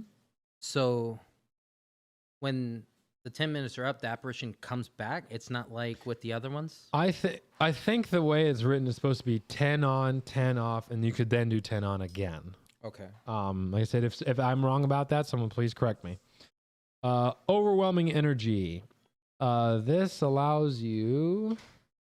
If your next move, so this is your ignore target's resistance to acid, cold, electricity, fire, equal to your level. This is your overwhelming energy is a common spell feat for casters. Mm-hmm. 12th, shadows within shadows. This one is crazy good. Reaction, wandering. Got to have that underworld lore. You'd be detected by an enemy seeking you with perception, or an enemy would succeed in a counteract check to end a spell you have used to make yourself hidden, concealed, or undetected. So like invisibility or something like that. Your attuned apparition is extremely hard to reveal, and it extends its elusiveness to you. The enemy must re-roll the triggering check and take the lower result. And that's a reaction. That's a nice reaction. That's real nice. Super cool. Spiritual guidance, reaction. So level 12 is just reactions and reactions only. I like that, by the way. Please do that with classes, please. Fortune effect, wandering. You or your ally fail but not critically fail a strike or spell attack. Yeah. So again, once per 10 minutes, your apparition can help you or one of your allies, because it doesn't say there's a range component to this, to just re-roll an attack roll. Take the better result. Fucking crazy. I don't know if that's true on that part, because it says you would be hit. The other one says you are an ally. You're or an ally. I'm talking about spiritual guidance. Oh, I'm sorry. Yes, no, spiritual guidance. Yeah, it's insane. You or an ally would fail, but not critically fail, a strike or spell attack against an enemy you can perceive. And you can literally just be like, yeah, you can roll that again without having to spend a hero point. Nice. And as long as they're not critted, that's... Yeah, and the crazy part about that is your apparition's not dispersed. It's just frequency once per 10 minutes. So that's pretty much once per battle, which is crazy strong. Whispers of warning. Medium's awareness is a prerequisite. You would be hit but not critically hit by an attack once per 10 minutes. The originator of the triggering attack must attempt a second roll, take the lower result. Yeah. That's the one I read. I was like, man, that's crazy. That's huge. That's crazy. Especially when you're low health. Yeah, it's crazy. That's huge. And not only that, like if I was level 14, I could go back and pick up, like if I took spiritual guidance, I could go back at level 14 and take whispers of warning too. Right. Because there's not any, outside of wandering, like if I had means where like you could just so wild, dude. Anyway, 14th level, banish falsehoods of flesh. What this allows you to do is essentially attempt to, you can use a religion attempt to counteract someone's polymorph effect if you know that they are polymorphed. And if you know their name, you get a +2 bonus when attempting to counteract. Super cool. Super, super cool and flavorful. Because essentially, like, you being a master of nature, be like, I know you're not. That's not what you are. This is so cool. So cool. Cardinal Guardians. Cardinal Adventures. Okay, sorry. Level 14. Channeler practice here. You have mastered the art of drawing power from the cycle of your apparitions. Whenever you succeed at a spell attack with an apparition spell or a vessel spell, or when a creature fails its save against a spell, you get a +2 status bonus to your spell attack modifier with spells granted by any other apparitions, and it takes a -2 penalty to saves against spells. This lasts for 2 rounds, the end of your next turn. That's crazy. You get it. So think about this. You essentially get an entire spell proficiency bonus. And, and it's technically a raise to your DC. This is so crazy. So crazy. So again, that channeler being that more battle focused, like just super battle focused. Love that. 16th level, Forge's Heart. We got another stance. Got another stance here. You're attuned to an apparition that grants Forest Lord herbalism. You adopt a stance. Okay, you make an unarmed attack with roots, vines, and other plant growth that share your space. These deal 4d8 bludgeoning damage. So essentially, you just start to grow roots from the ground. 48 bludgeoning damage are in the brawling group, have finesse, grapple, and reach 30. Attacks made with these unarmed attacks do not gain additional damage from striking runes, but they can benefit from item bonus and attack rolls and property runes of hand wraps of the mighty blow. So you could have flaming roots or frost roots. It's so cool. So if you have them, I'm just from what I'm reading, does that mean like with the exemplars buffs and stuff that stacks on the roots too? For like the strikes and stuff? Oh, like if you were being buffed by a exemplar? Yeah, because they have those. Yeah, oh yeah. Yes, sure. Spiritual spell shape stance. So again, we got another stance. Let's see, your apparition manifests ethereal limbs that extend over your shoulders. While in the stance, once per turn, you can use a spell shape feat. So again, like what we used to call meta magic, that normally requires 1 action as a free action instead, but only to affect spells that deal spirit, vitality, or void damage. Again, Super cool. Super, super cool. It allows you to bend your spells with like overwhelming energy and things like that. I think overwhelming energy would qualify, but either way, very useful. Tame the Land, level 16. Academia lore, farming lore.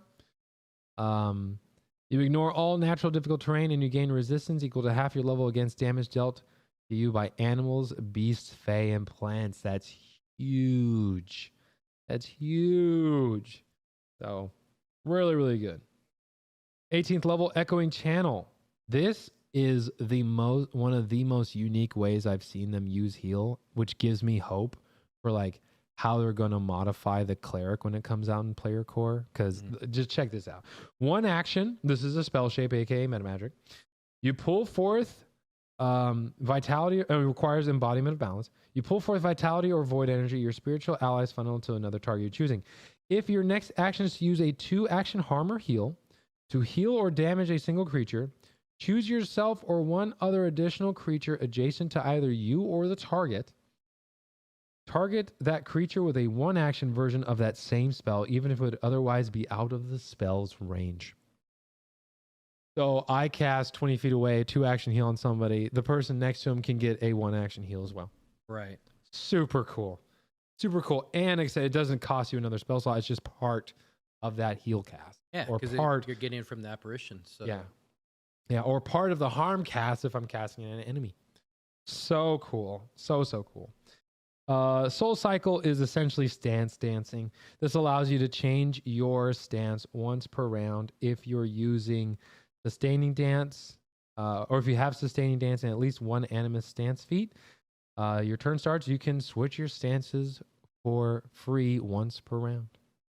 Super, super cool. Free action here, Spirit Sacrifice. Choose one apparition you have attuned to.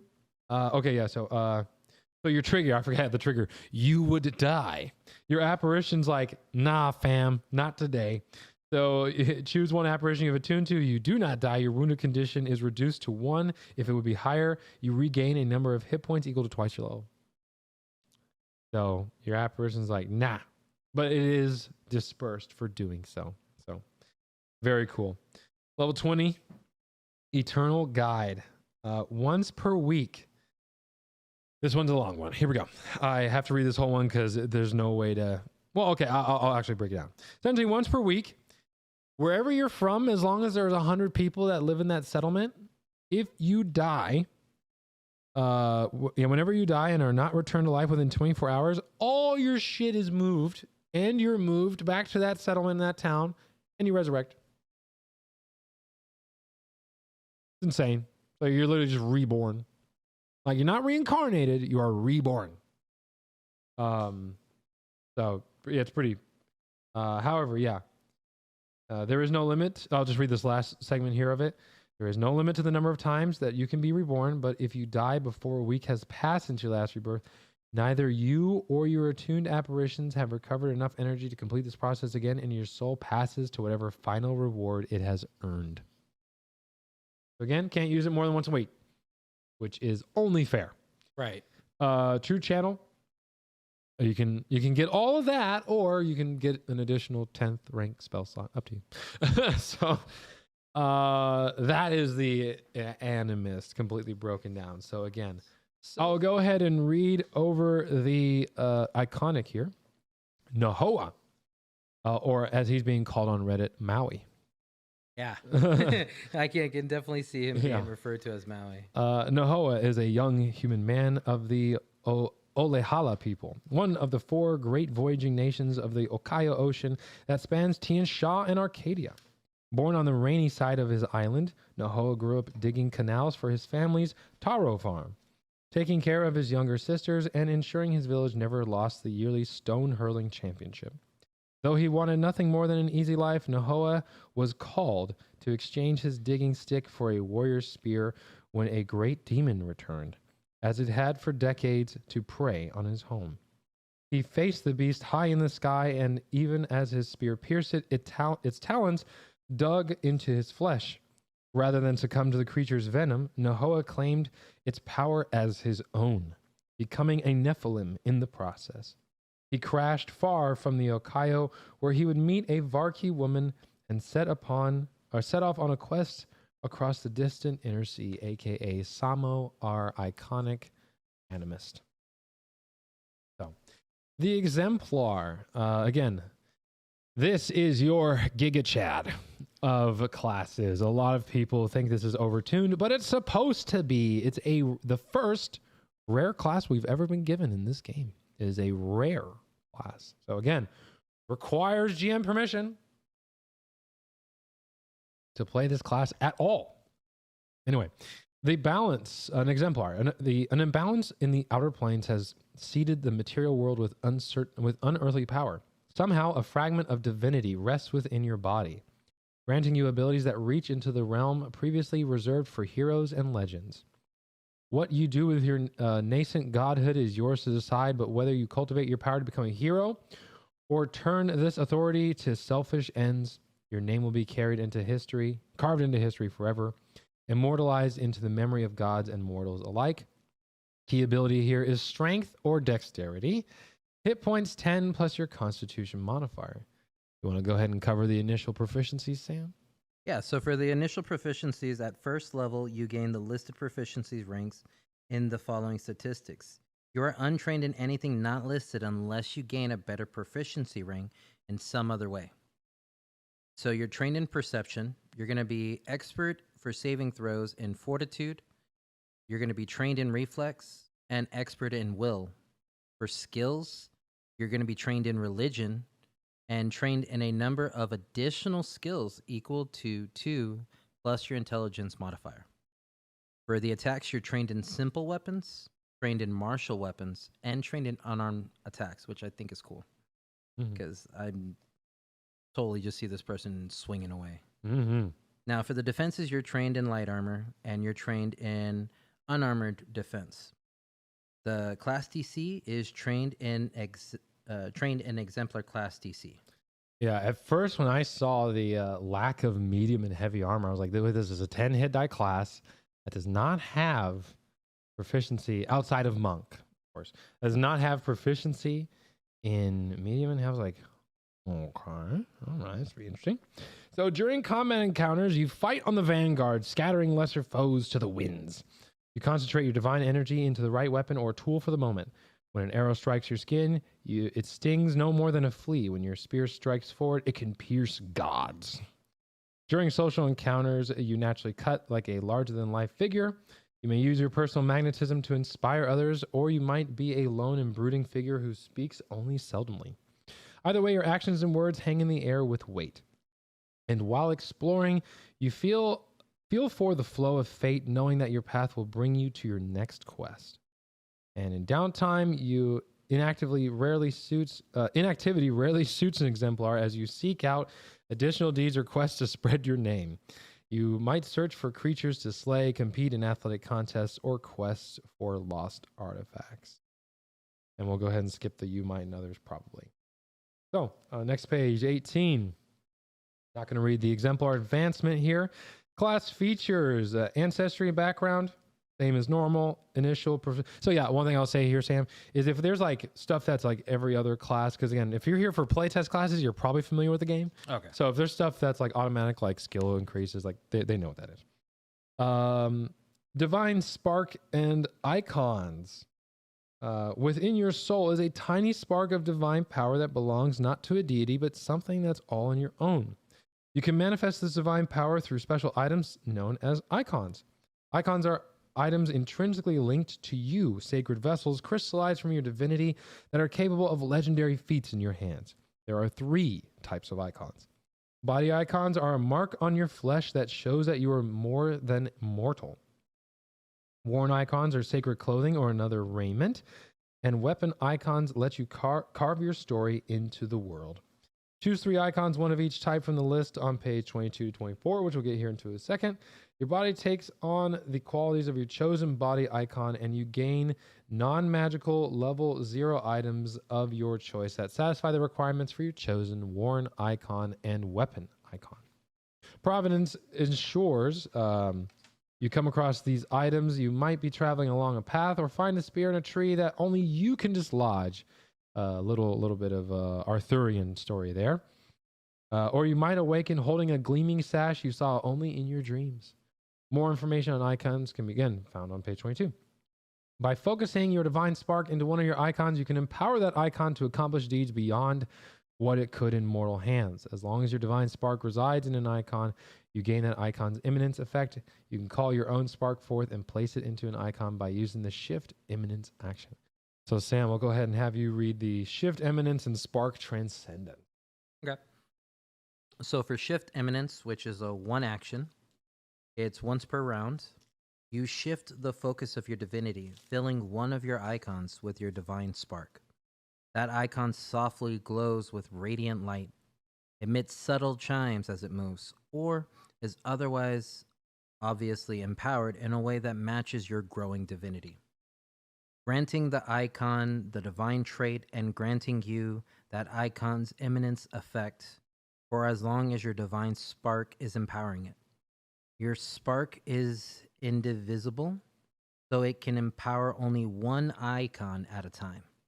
You can also shift eminence to return your spark to the depths of your soul, leaving none of your icons empowered.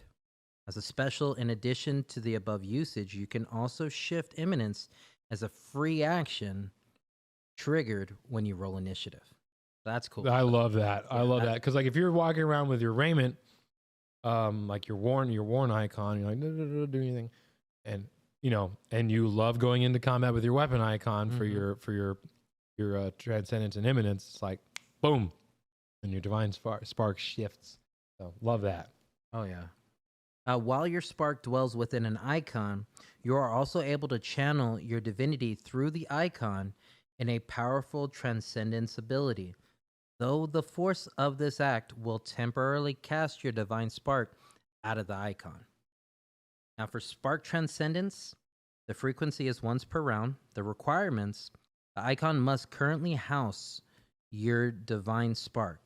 You can unleash an icon's transcendence ability only if you are holding it, if it's a weapon icon, or wearing it if it's a worn icon. You channel the full might of your divine spark through your icon to briefly surpass mortal limitations and enact a miraculous deed. This is a special activity that takes a variable number of actions as listed in the icon's stat block. Some icons are activated as a free action or reaction instead of as an activity. Immediately after the effects of the transcendence resolve, your divine spark is forcibly ejected from that icon into another icon of your choice. So what's interesting about this class is you can't get hung up on one icon. It's your divine spark. As soon as you use its empowered ability known as transcendence, that spark you have to choose. Like if I had it on weapon, I have to choose for it to move to either my worn or my body. And then if you wanted it back on your weapon, you could do it the following round. So every other round at the very least. But I personally like, how I put this as a GM, I would say that I would push a player to not just go back and forth every other round. I would say, hey, you need to do a full rotation. Right. It doesn't have to be in the same order every time, but I like the idea of this cyclic divine loop of power going back and forth. I think that's really cool. Which that would make more sense because you're an all-powerful person. You're showing off what you're capable of. So if you're avoiding one specific special part of yourself, taking away from that. Yeah. So yeah. And then that's pretty much my idea. I love this. They get humble strikes, which is pretty much deific weapon. Even the most unassuming weapons can accomplish heroic deeds. When you're wielding a simple weapon, increase the damage die size of that weapon by 1 step. If you're walking around with a short spear, that D6 now becomes D8. If you're walking around with a spear, that D8 becomes a D10. So if you're walking around with a staff, that's a D8. Two-handed, it's D10. If it's one-handed, it's a D6. Is that for like if they attack and they're rolling 2d8, It becomes 2d10. Yeah, if so, any simple weapon, you just raise the damage by 1 step. Just automatically. But it's awesome. Late game. Yeah, it's super cool. Exemplar feats again, because they get so many powers. Even though they're a martial class, they do not get an exemplar feat at level 1. Skill feats like any other class. General feats like any other class. Root epithet. So these are your epithets are again what literally give you your name as a legendary hero, aka an exemplar. So I'll go ahead and restart there with Brave. Brave, you become trained athletic, so you show you've shown deeds of fearlessness. You become trained athletics. After you spark transcendence of your body icon, your body carries you forward, allowing you to stride up to half your speed in a straight line towards one enemy of your choice. Love that. So, cunning. Why race a hare across a meadow or a salmon up a waterfall? Why face a titan in the test of strength? Let's see. After all, the stories that echo throughout history are always those where wits and trickery rather than raw talent or power win the day. You become trained in deception. After you spark transcendence on your body icon, you can feint as a free action. That's cool. I just read that. Pretty cool. That's pretty cool. I like the deception feint thing in there. It's pretty neat. Pretty neat. And charisma focused, which is cool. Mournful. Be a hero is to endure the countless hardships and stand where others have fallen. It's pretty neat. So though the weight of shouldering these dreams and destinies may reach your eyes, you bear the burden so that those under you can live smiling. You become trained in diplomacy. When you spark transcendence of your body icon, this act has a bittersweet poignancy to it, making one enemy within 30 feet dazzled as tears or memories dance in their eyes. This is a mental and emotion effect. The enemy remains dazzled until the start of your next turn. That makes me think of Shelly. Oh, Yeah, like I could see Shelly doing something like that all the time if given the option. you think so? Causing people to like tear up and everything and think of horrible memories. Yeah. That's true. I didn't think about that. Yeah. That's actually kind of. I didn't mean it in a good way. Yeah, no, that's a sad way of saying it.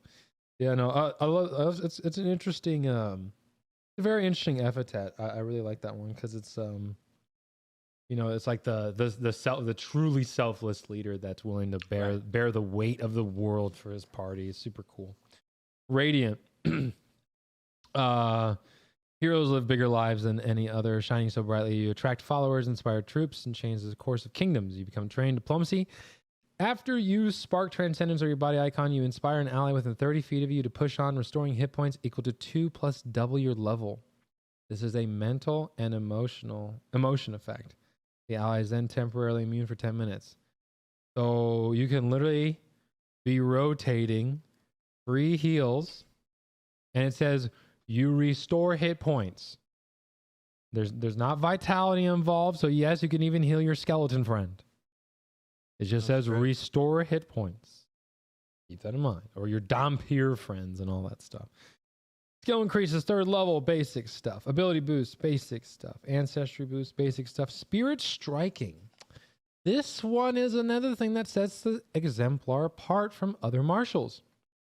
Instead of just getting weapon expertise to deal just 2 extra damage of the weapon type, you deal 2 additional spirit damage instead. That whole divinity, divinity thing going on. Weapon specialization. Sorry, not weapon expertise. Weapon expertise level 5. You get to expert, standard stuff. Dominion epithet at 7th level. This is where you choose a following epithet for your weapon icon. You want to go ahead and read these? Born of the bones of the earth. Yeah. So, born of the bones of the earth. Your dominion is over stone and soil, the colosseums of creation, and the pillars holding up the stage of history's great legends. You gain the hefty holler feat.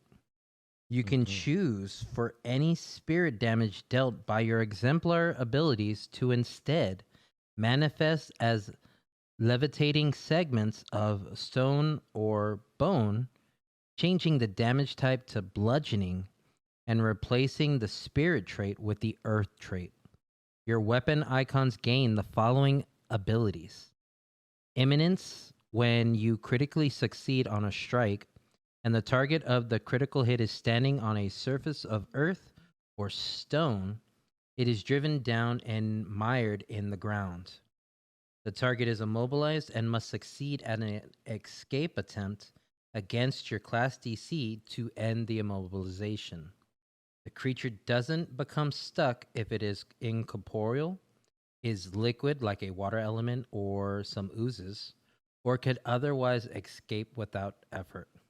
It's fun. You literally hammer them into the ground. It's not, oh, they need to make a DC or they're immobilized. It's they're immobilized. They then need to make a DC when it's their turn if they want to get out. Like, it's just guaranteed. It's so That's wild. great. So wild. Go ahead, sorry. And who doesn't love a crit that just is guaranteed some type of special effect on top of it? You're going to see that a lot with this class. I'm just going to tell you right now. You're going to see that a lot with the Exemplar. Now, for Transcend, it's called Wound of the World. It is 2 action, Earth Transcendence. Your weapon pierces the ground below you and opens a jagged rift in a 30-foot line. 60 foot. Oh, sorry, 60-foot line. All squares the line passes through permanently become difficult terrain. Love that. Or greater difficult terrain if they were already difficult terrain. So no one's going nowhere. You ain't going nowhere. Each creature standing in an affected square at the time of this effect must succeed at a reflex save against your class DC or fall prone. Creatures that fall prone take 2d6 bludgeoning damage from the rolling earth. This damage increases to 4d6 if you are 12th level and 6d6 if you are 17th level. So your typical anime slash through the earth move. Oh, yeah. Love it. Love it. Or I guess like the hammer, it just ripples through the earth. So awesome. Because what's crazy is by round 3, you could have a 60-foot line of greater difficult terrain if the terrain was normal. This first round, you could make it difficult terrain. 2 rounds later, so round 3, boom, do it again, and it become greater difficult terrain. If you were in a confined area, like a 10-foot wide dungeon hallway or some bullshit, you just made everyone's life a living hell to try and move around. Because greater difficult terrain is 3 times movement cost. Right. Oh yeah, each square is 15 feet. Just slam to it down. move. Let your archers and your wizards just volley away. Well, because here's the crazy part about that. Most creatures have a 25-foot movement speed, right? So the thing is, you could not even move 2 squares because it would be 15 feet to move 1, and you don't have the 30 feet to move into the second square. Yeah. A lot of people sleep on greater difficult terrain. It is extremely useful if you're going against normal, typical creatures. It is so crazy. Just thinking for Kamui, like he's not going nowhere. No, Like, yeah, he get 1 square. Yeah, He get 1 Kamui square. would be He'd be screwed. just. Let's hope I never run into greater terrain. Greater difficult, yeah. Yeah, that's good to know. I'm just turning the other way. So, okay, I'll do Restless as the Tide. Restless as the Tide. Your dominion is over the ocean, the great source and ultimate taker of lives. You gain the underwater marauder feat. You can choose for any spirit damage by your exemplar abilities to instead manifest as surging streams of water, changing the damage type to bludgeoning and replacing the spirit trait with a water trait. Your weapon icon gains the following abilities. Imminence. When you critically succeed on a strike, you deal splash. So, by the way, too, just as an additional note here, let's say your weapon icon, the one the one you're going to choose later, or like the one you can choose at level 1, you get these imminences on top of the one you have. Oh, like the one that negates the hardnesses and resistances? Yeah, like if you chose that one, so like I'll just go real quick, and I'm not going to go too far ahead. But like let's say my weapon icon, I chose Barrow's Edge, which is imminence. Your weapon deals 1 persistent spirit damage per weapon damage die to creatures it strikes. I would get that at level 1 if that's the one I chose for my weapon icon, and whichever one of these I chose level 7. Oh, wow. My body icon, I would get the one I chose level 1 and the one I chose at level 3 or 4, whatever. The level 3. So you get 2 imminences at a time, right? Crazy. And then, so anyway, so you get to choose. And again, you're under the effects of all of these, or however many you have. And so when you critically succeed on a strike, you deal splash damage to the number of weapon damage dice to all creatures within 10 feet. This splash damage is bludgeoning and has the water trait. Super cool. So again, we have that crit, and it's boom, as like literally just water just erupts from the. It's super cool. Transcend is seize claim. Water transcend is trait. A roaring whirlpool swirls around you, gathering your enemies together to receive your divine punishment. All enemies within 60 feet must succeed a fortitude save against your class DC, or be swept up to 15 feet to another location of your choice within the affected area and become off guard until the start of your next turn. This effect is force movement. You then strike 1 enemy within your reach. Oh, nice. Dude, so all enemies within 60 feet of you, you can force move 15 feet. They get to make a DC, right? 15 feet wherever you want. So you're literally like controlling this water around you. Doesn't affect your allies, just your enemies. And they're off guard after they land if they fail. So they're off guard for a round, until your next turn. And if you want to put one in front of you so you can just smack it, you also get a free strike. So are you able to move each and every one of them individual to 15 feet in wherever so you can separate them? You can separate them, put them together for a nice fireball AoE or what? Oh, yeah. Oh, yeah. This is an insanely powerful. Super handy in group fights. Oh, yeah. Oh, yeah. So, Peerless Under Heaven, that's you, brother. Okay. For Peerless Under Heaven, for as long as there have been gods, they have made war, and you aim to stand atop the pile when the fighting's over. You can choose for any spirit damage dealt by your exemplar abilities to instead manifest as powerful impacts, cutting slashes, or temporarily conjured physical armaments, removing the spirit trait and dealing physical damage instead. If dealt as part of a weapon attack, this damage is of the same type as the weapon. Otherwise, it is your choice of bludgeoning, slashing, or piercing damage. That's love huge. That. I love that. Super that is so cool. Huge. Super cool. Your weapon icon gains the following abilities. For imminence, divine skill at arms guides your weapon, granting it the critical specialization effect for its weapon group.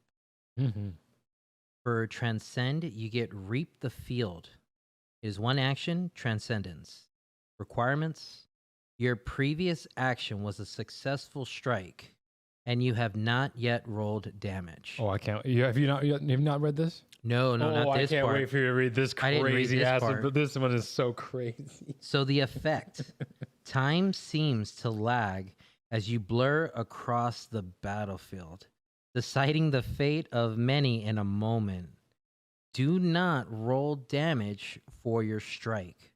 Stride up to half your speed and make an attack against a different foe, using the same multi-attack penalty.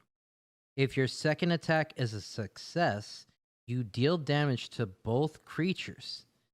If it is a miss, you deal damage to neither creature. That's crazy. That could be... I would have so much fun. I would always risk it. Yeah, I know, right? I would always risk it. Because here's the thing, especially if you're in fighting, like, because this is a group fight. Mm-hmm. Like, because if you're doing group fights, the thing is, those creatures at most are your level. at most, unless it's like a smaller group fight, then like one could maybe be a little higher level than you. Either way, if you're fighting like 3 or 4 things at a time, dude, just mechanically, if you do the math, it's gonna be your level or below. Hell yeah! Like, why wouldn't you, dude? and you don't take a multiple attack penalty. Yeah, you don't. It's made with the same multiple attack penalty, if any. Which is, if this is your first time. Because one thing I was talking to a few people about, we're rarely gonna see an exemplar strike twice in a turn. Yeah, if you really think you're going about to use your actions, because your buffs, you're moving your icon stuff, reposition if needed. Right. You're rarely going to attack twice. Rarely going to attack twice. Without it being some sort of ability, right? So, whose cry is thunder? The sky overhead is yours to command as lightning strikes your soul. Any bonus to saving throws you gain from an exemplar ability also applies against effects with electricity trait, and any resistance applies to electricity damage. You can choose for any spirit damage dealt by your exemplar abilities to instead manifest as crackling lightning, changing the damage type to electricity. And replacing the spirit trait with the electricity trait, your weapon icon gains the following abilities. Again, I really like these options because if it was spirit damage and only spirit damage and only spirit damage, you went against things that didn't get affected by spirit damage much, you'd kind of be screwed. So I like that a lot. Let's see here. Imminence. When you critically succeed on a strike, lightning strikes the target within 30 feet for 46 electricity damage, basic reflex save. This damage increases to 76 at 12th or 10d6 if you're 17th level. Freaking awesome. You get a free electric arc, but you get a free electric arc pretty much. Yeah. Because what's funny is literally same damage, but instead of d4s it'd be d6s, but you don't get any any modifiers to it. But anyway, transcend, judgment from clear skies, electricity, sonic, and transcendence trait. As you fire or hurl your weapon, it becomes a line of booming lightning. Make a range strike with your icon against a creature within your weapon's first range increment or 30 feet, whichever is further. So if you had a dagger of 10 feet, now it's 30 feet. So if the strike is successful, the target and each creature within 15 feet of it must succeed at a basic fortitude save against your class DC or take 1d6 electricity damage and 1d6 sonic damage from the mighty thunderclap of the weapon's impact. This damage increases to 2d6 and 2d6 at 12th and 3d6 if you are 17th level. Your icon then returns to your hand afterwards. Oh, that's cool. So you don't have to retrieve it or worry about it. Just that's cool. So we got resolve at 7th level. Will becomes master. Critical success on success.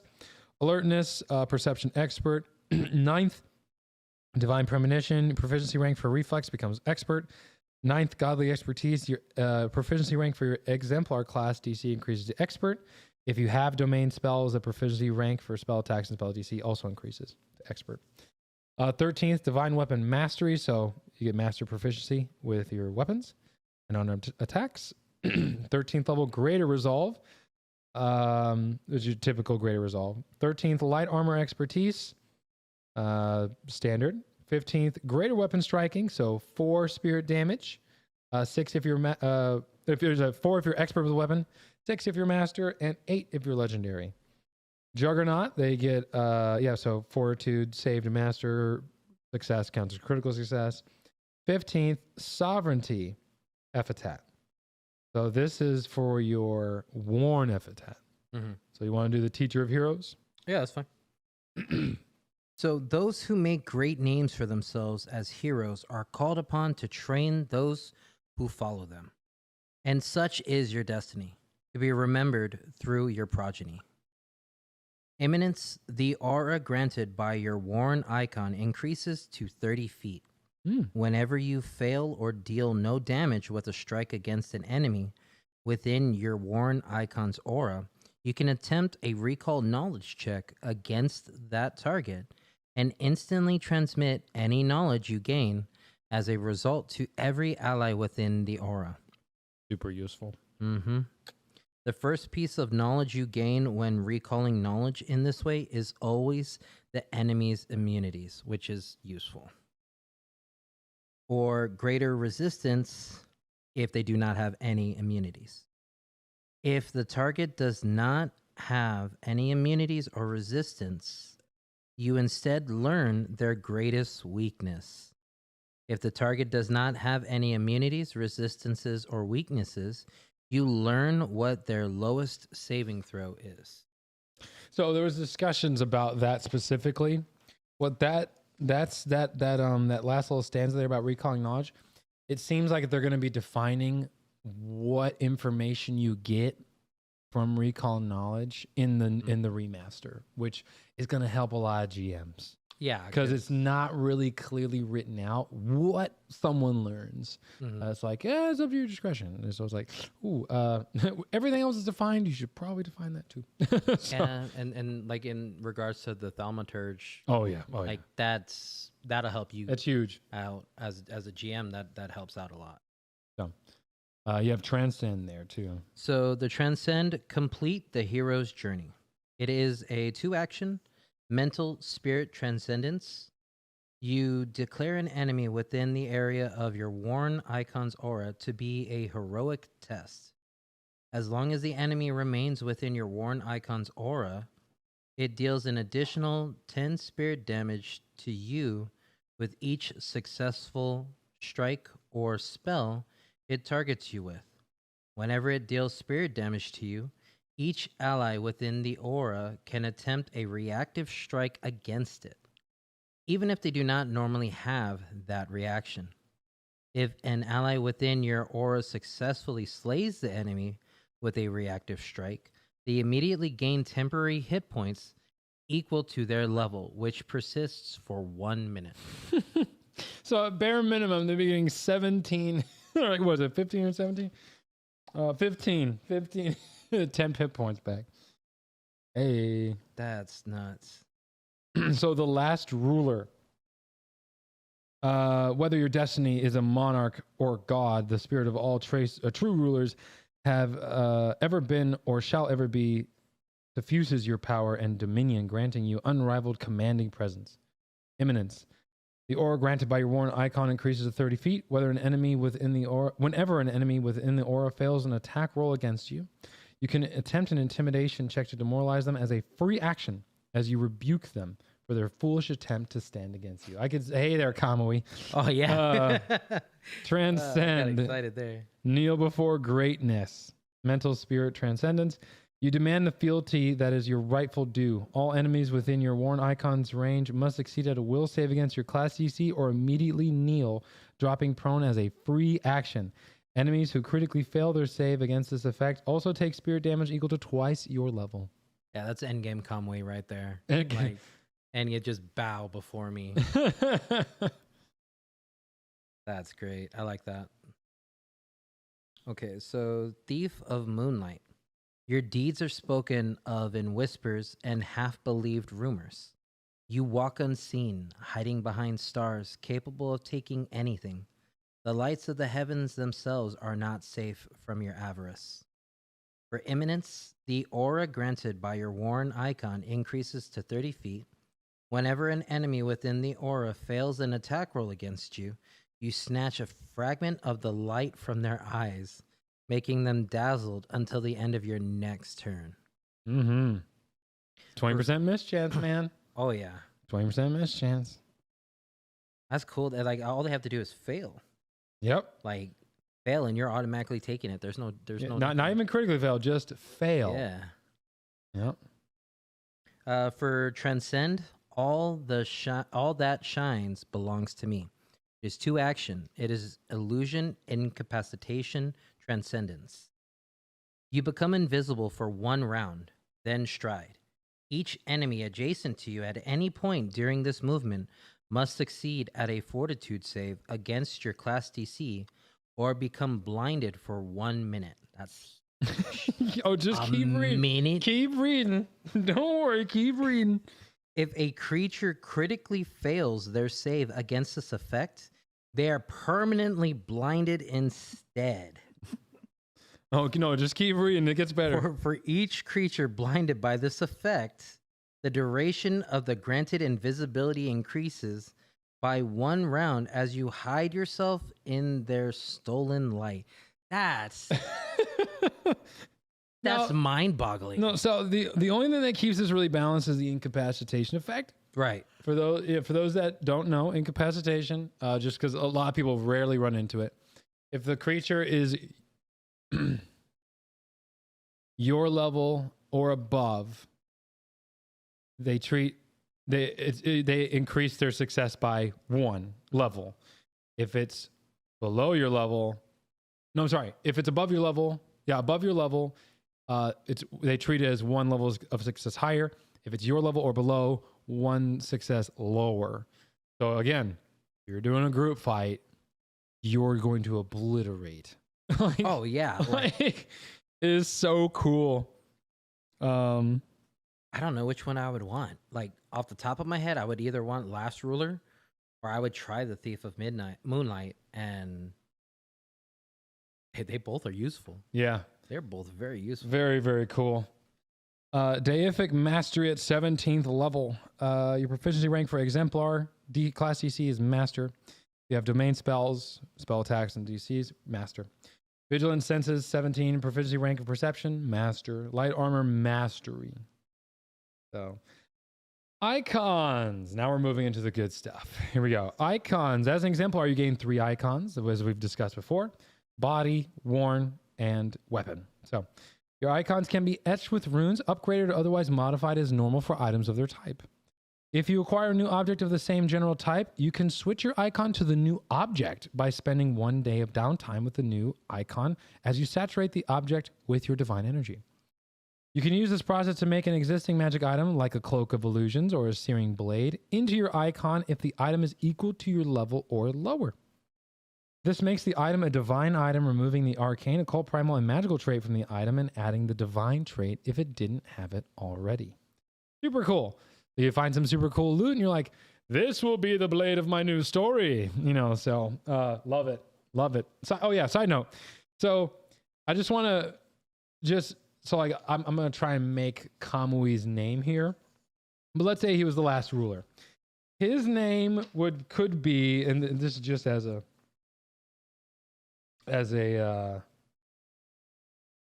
he could be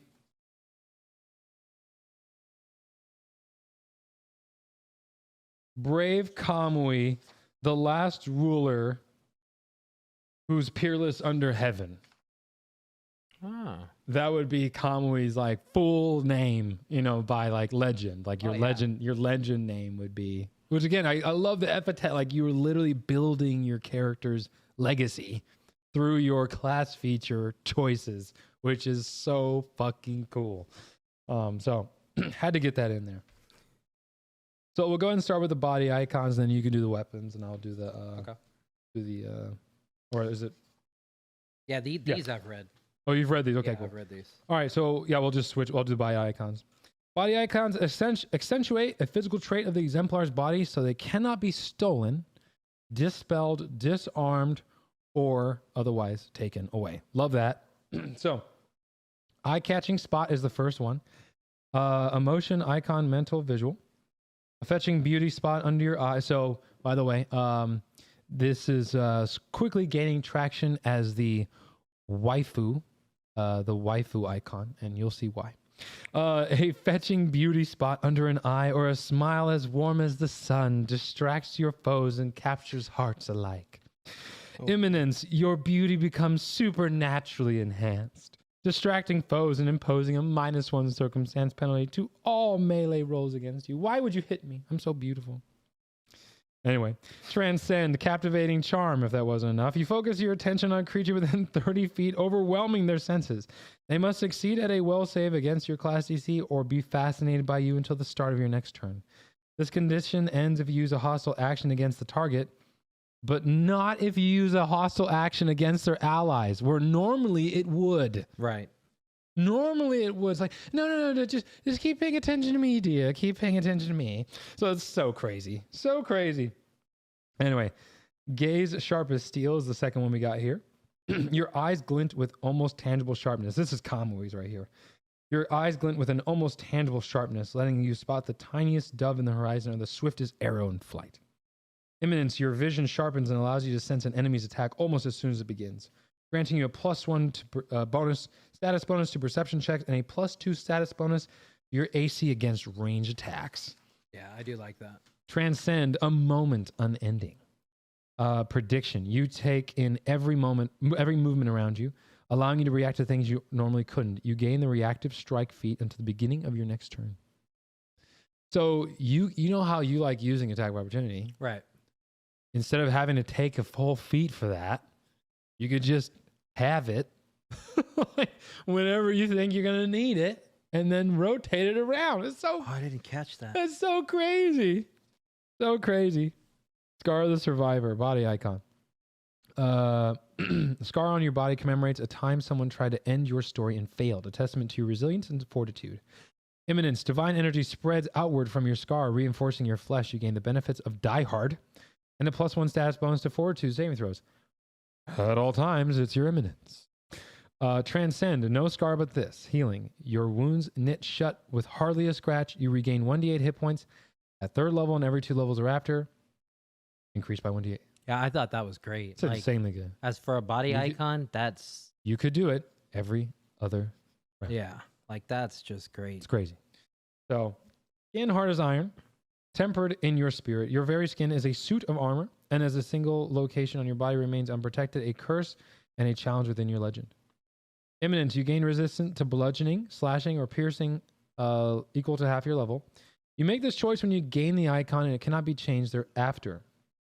So this is one of the reasons why you might want to, like, if you're like, oh, we're finding a bunch of stuff that has this, we think, okay, you could actually, like, if we're going to go find a bunch of stone elementals and I chose slashing at the beginning, I'm like, oh, I need to go, you know, so you could be like, I'm going to go to the store, get some robes, I'm going to take the day to, like, retune it, and I'm going to get bludgeoning, which is cool. Like, you can, kind of reinforces that sometimes you need to, you know, switch your kit around, which is cool.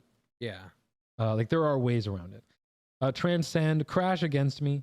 Your skin becomes virtually unbreakable until the beginning of your next turn. Your resistance increases to a value equal to your level. During this time, the creature fails. If the creature fails a melee attack against you, using a weapon dealing the same damage as your resistance, or if they succeed at an attack against with a weapon, but your resistance will be enough to make this 0, that weapon clangs wildly off your skin with a painful reverberation, making the attacking enemy off guard and applying a -2 circumstance penalty to attacks with that weapon until the beginning of their next turn. Now, I have a question about this part. Yep. For the imminence area, Yes. do you have to pick one of the 3? One of the 3. Okay, so you do have to pick one of the 3, and then that's permanent? Like, That's permanent, and that's what I was saying. It's like, let's say you're going to go with this unarmored exemplar. Well, the cool part is, like, you could just say, I'm wearing explorer's clothing. My explorer's clothing is my body icon. oh, okay. So I could go pick up. That's what I misunderstood. So, like, how I put this. And again, you could say this is like super gamey or whatever, but you could just always have 3 explorer's clothings. Yeah. And you just rotate, you know, if I need to spend a day, hey, make a story reason why, like, you have one of the explorer's clothing with, you know, a beast of nature that slashes, and then another explorer's clothing has a bunch of symbols that represent piercing. You know, like, figure it out. You can make a story reason for it. You don't have to just be like, and these are my meta picks. Like, you know, you can make it flavorful and cool. It just takes a little more effort. But anyway, any other questions with that one? No. That was the only one I was curious because I wanted to make sure I understood that right. All right, we're on to the kick-ass stuff. Weapon icon. All right, so for Borrow's Edge, the usage is a melee weapon that deals slashing or piercing damage. Mm. This blade rattles in its scabbard as if it wants to be unsheathed so it can consume violence. Kamui-ku. Yeah. He does like blood. Dude, I'm telling you right now, whoever made the author that made this is 100% derived from Shinobi, the game Shinobi. Because, like, your blade literally starts rattling if it hasn't tasted blood in a certain amount of time. That's where you get it. So, again, I see you out there. That's a Shinobi reference. That's 100% a Shinobi reference. Anyway, continue. So, for the imminence, your weapon icon deals 1 persistent spirit damage per weapon damage die to creatures it strikes. So yours would do 2 right now. Love persistent damage. I'll take it. For the Transcend, Drink of My Foes. It is 1 action. It is healing vitality. The requirements, your last action was a successful strike with the Borrow's Edge. Effect, your blade glows as it absorbs your foe's vitality. You regain hit points equal to half the damage dealt. Yes, this includes a critical strike. Yeah. That's nuts. So if you critically striked and dealt 42 damage, you would heal for 21 hit points. With how many actions over there? How many? 1. 1 action, by the way. So again, this kind of reinforces you're rarely going to see an exemplar using more than 1 attack per turn. Right. Rarely, unless it's again part of their 2 double slash thing or something like that. Yeah, I can't really see any reason that I would go that route. The like trying to do multi attacks. Honestly, There's no see need. more value. You with don't 1. need to. Not with this class. You really don't need to. Yeah. So for Fated Shot, the usage is a ranged weapon. Your missile shines as they fly through the air like falling stars. Imminences, your weapon icon deals 1 additional spirit damage per weapon damage dice to creatures it strikes. Hey. For the Transcend, it is called Rain of 7 Lights. It is 2 actions, and it's a spirit. You fire a projectile into the air with your weapon icon, which becomes a shower in a 5-foot burst within 60 feet. Each creature in the area must succeed at a basic reflex save against your class DC, or take spirit damage equal to your normal strike damage with your weapon icon. If your weapon icon has the deadly or fatal trait, when a creature critically fails their save against this effect, roll the spirit damage they take using the adjusted strike damage those traits would normally apply to your weapon. You can choose before using the ability to give it the non-lethal trait, which is handy if you're trying to knock them out. In which case, reducing a creature to 0 hit points merely places them into a dreamless slumber. So I was talking to Trevor from Roll for Intent, and I love the idea of like an exemplar who's inspired by Desna would be using a star knife because let me just pull this up. Star knife, for those that don't know, star knife has the D4 piercing, but because it's not a simple weapon, so it would be D4, deadly D6, thrown 20. So it's a ranged weapon. So they could literally be throwing. They could throw up a star knife into the air. It would crash down to a bunch of star knives, which is super cool. And because Desna is, she's all about dreams and fate. So it's like, yeah, they would just enter a slumber. Entering a slumber would be so freaking thematically on point with that. I just had to throw that out there. And it's cool that it's not restricted to a specific type of ranged weapon. Literally, it's just ranged weapon, which can include a lot of different weapons. Oh, and we'll see here too. In the actual class feats, you can literally make any weapon a thrown 30-foot weapon. So you could literally throw a hammer into the air and have it crash down as a bunch of hammers if you wanted to. This class is crazy. Like, people don't understand how crazy this fucking class is. It's so insane. So, anyway, sorry. So for Gleaming Blade, it is the usage is any weapon in the sword or knife group. This sword glitters with such sharpness, it seems to cut the very air in front of it, the faster it can be drawn. Makes me think of like Rurouni Kenshin. No, again, dude, I'm telling you, this is Kamui. Oh man. So for Imminence, the weapon icon deals 2 additional spirit damage per weapon damage die to creatures it strikes. The Transcend is called Mirrored Spirit Strike. This is literally Kamui's attack right here. It is 2 actions and it is spirit. Make 2 strikes with your weapon icon, each using your current multiple attack penalty. Both strikes must have the same target. If the strikes are made with a weapon that doesn't have the agile trait, the second strike takes a -2 penalty. If both attacks hit, you combine their damage, which is all dealt as spirit damage. You add any precision damage only once, and you combine the damage from both strikes and apply resistance and weakness only once. This counts as 2 attacks when calculating your multi-attack penalty. That sounded kind of weak in the beginning, but there towards the end, where you're only counting the resistance and weakness once, is useful. No, so here's the thing. So this is double slice. Yeah. So this is literally double slice. You're doing double slice with one weapon Right. instead of needing 2 weapons to do dual slice. So essentially what you're doing is like if you're role-playing commonly here, is you're getting that D10 each time. You cannot dual wield weapons. There are no weapons that you can dual wield that are pretty much above a D8. So you'd be D10ing each time.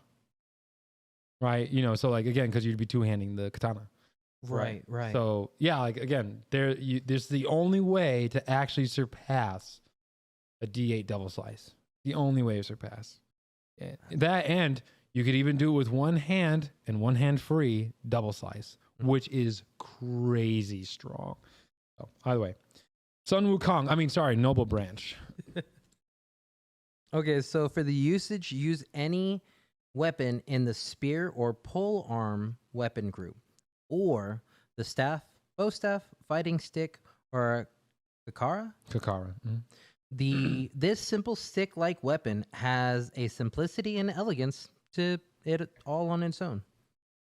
The Eminence, your weapon icon deals 2 additional spirit damage per weapon damage. Yes, sir.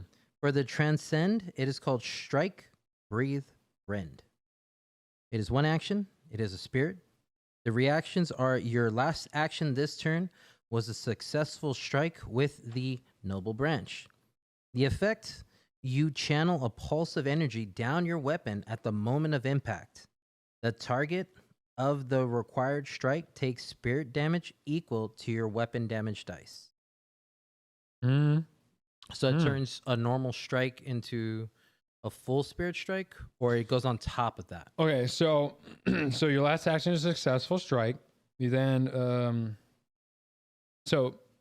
this is a creature ability typically. The way Rend typically works is Rend, you hit twice, and then you literally just get to roll damage, right? So this one, instead, you hit once. Let's say I'm using bow staff, which I believe is a D8. Just want to make sure. I've never actually had to look at one. Bow staff D8. Instead of doing D8 plus strength and then going, oh, I do Rend, so I roll my D8 again. You just do 8, because 8 is the damage dice. D8. Oh. Yeah. So you just roll. Oh, so it's max damage. Yeah, but you don't get those strength modifiers. You don't get precision. Right. Like if you're like, let's say you had some sort of sneak attack thing or something, you don't get any of those other bonuses, but you do get raw. So if you were equal, you take spirit damage equal to your weapon damage dice. Yeah. So if you had striking, that'd be 16. Wow. Okay. That seems more. It's very valuable. Good. Yeah. It's very, very good, and especially like some of these weapons are going to be sitting there with like D10s. You know, like you'd be cracked out.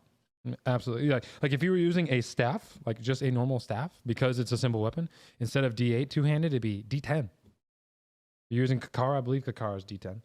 Let me see. Kakara is, I believe, a D10. D6, never mind. Two-hand D10.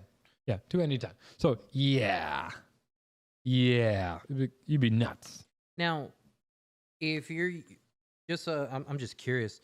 So for Noble Branch, if you're striking and you're using the Transcend, are you also able to convert that from spirit damage to electricity, for instance? If you had that weapon icon, yes, sir.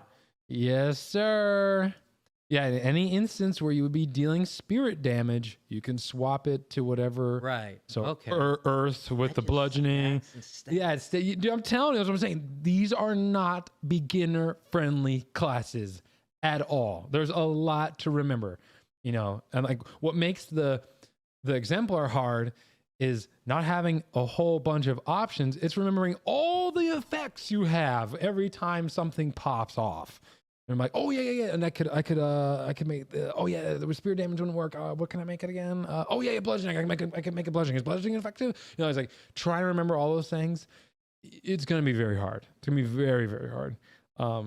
So that seems like a lot of fun though. and then here's what's crazy too. As we go, because I think this Titans Breaker's the last one. Right? Yeah, Titan Breaker should be the last weapon. So just before we go into that, so all these imminences, you get 2 additional spirit damage here, 2 additional, 1 persistent. Yeah, don't forget your spirit striking at level 5, and then your extra one going up. That shit stacks. Right. So you get that 2 So if you're a noble branch, I get your weapon icon deals 2 additional spirit damage per weapon damage dice. The creatures it strikes. Okay. Spirit striking at the 5th level, you deal 2 additional spirit damage with weapons and unarmed strikes in which you're expert. 3 if you're master, and then that shit goes up again when you're 15th level. But either way, that all fucking stacks as well. So their weapon expertise, their weapon specialization is almost twice as powerful as every other martial class. They're crazy. I mean, they're rare. Crazy. Yeah, they're no. rare, so they're that totally crazy makes strong. sense. Which again makes me beg the question. Yo, if these guys are that strong, I understand it's a rare class, but what's the remastered fighter gonna get? What's the remastered rogue or barbarian gonna get in this place outside of rage damage? Like, I mean, I know we get rage because of barbarian. What else are we getting? Like, anyway. So Titans Breaker. Sorry, continue. Okay, so for Titans Breaker, which this would be my preferred one, by the way. Any melee weapon in the club, hammer, or axe group, which for me would be axe. The axe, okay. I thought you'd go for hammer. Too cliche. This thing is so crazy, though. I'm sorry. This thing is so. Oh yeah. This thing is so cracked. You wield a weapon whose blows shatter mountains with ease. The imminence, of course, is your weapon icon deals 2 spirit damage. Her weapon damage die to creatures it strikes. Now, constructs and objects are not immune to this spirit damage. And this spirit damage automatically bypasses any hardness they have. Adamantine Golem? I'm sorry, what's that? I don't care. Level 19 Adamantine Golem? I don't give a shit. It's so crazy. I love it. Now, I am curious about one thing about this part. Okay. So as we were just talking about spirit damage being changed to something different. Yes. If you do change it to, say, electricity, and they have resistances to electricity, is that automatically bypassed? No. Because it's not considered spirit damage. Because it's not spirit. The whole theme with the spirit thing is like, it's your divine spark that's allowing you to go that far. If you're making modifications outside of that, no. Okay. And that seems fair, because, I mean, just being able to bypass it, I was just curious. No. Got to be cheeky when you can. Oh, of course. No. I'm sure a lot of people are going to have that question too. So. Now, for the Transcend, it is called Fracture Mountains. It is 2 actions. It is spirit. Your spirit is so dense, it takes on tangible force. Make a melee strike with your weapon icon.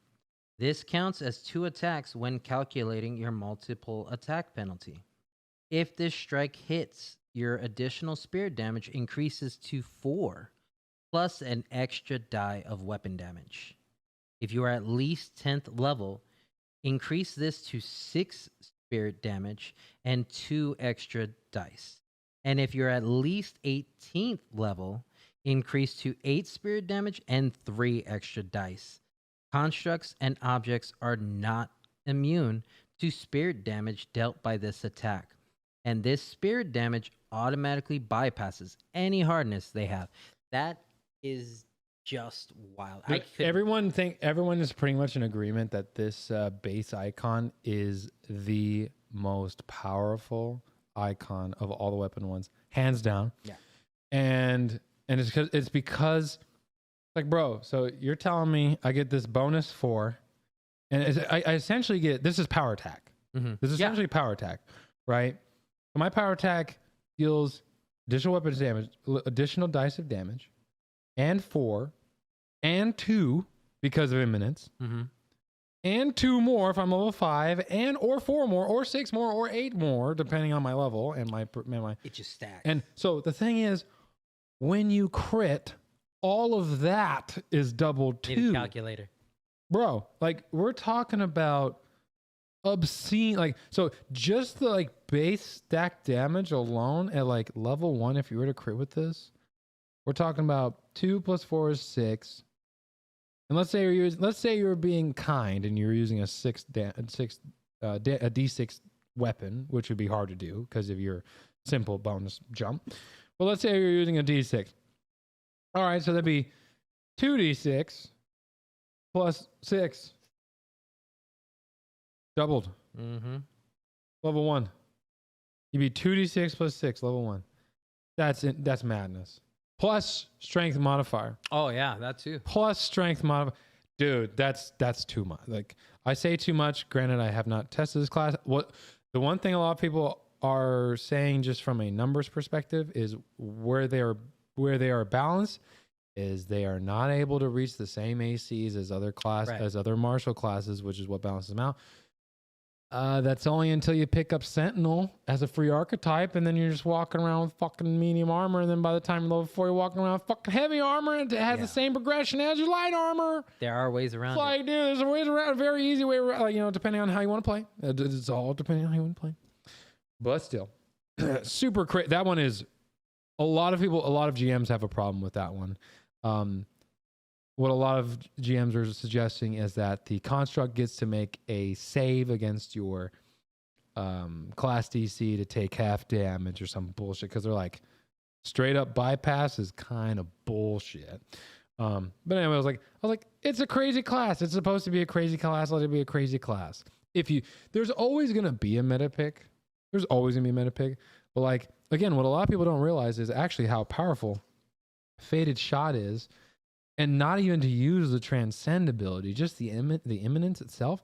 The 1 additional spirit damage can be like, oh, it's not 2, so I'm not gonna take it. It's like, yeah. It's not 2, but it's an additional spirit damage on ranged weapons like a bow, right? So that means my base damage I deal with a bow is always 2. Right.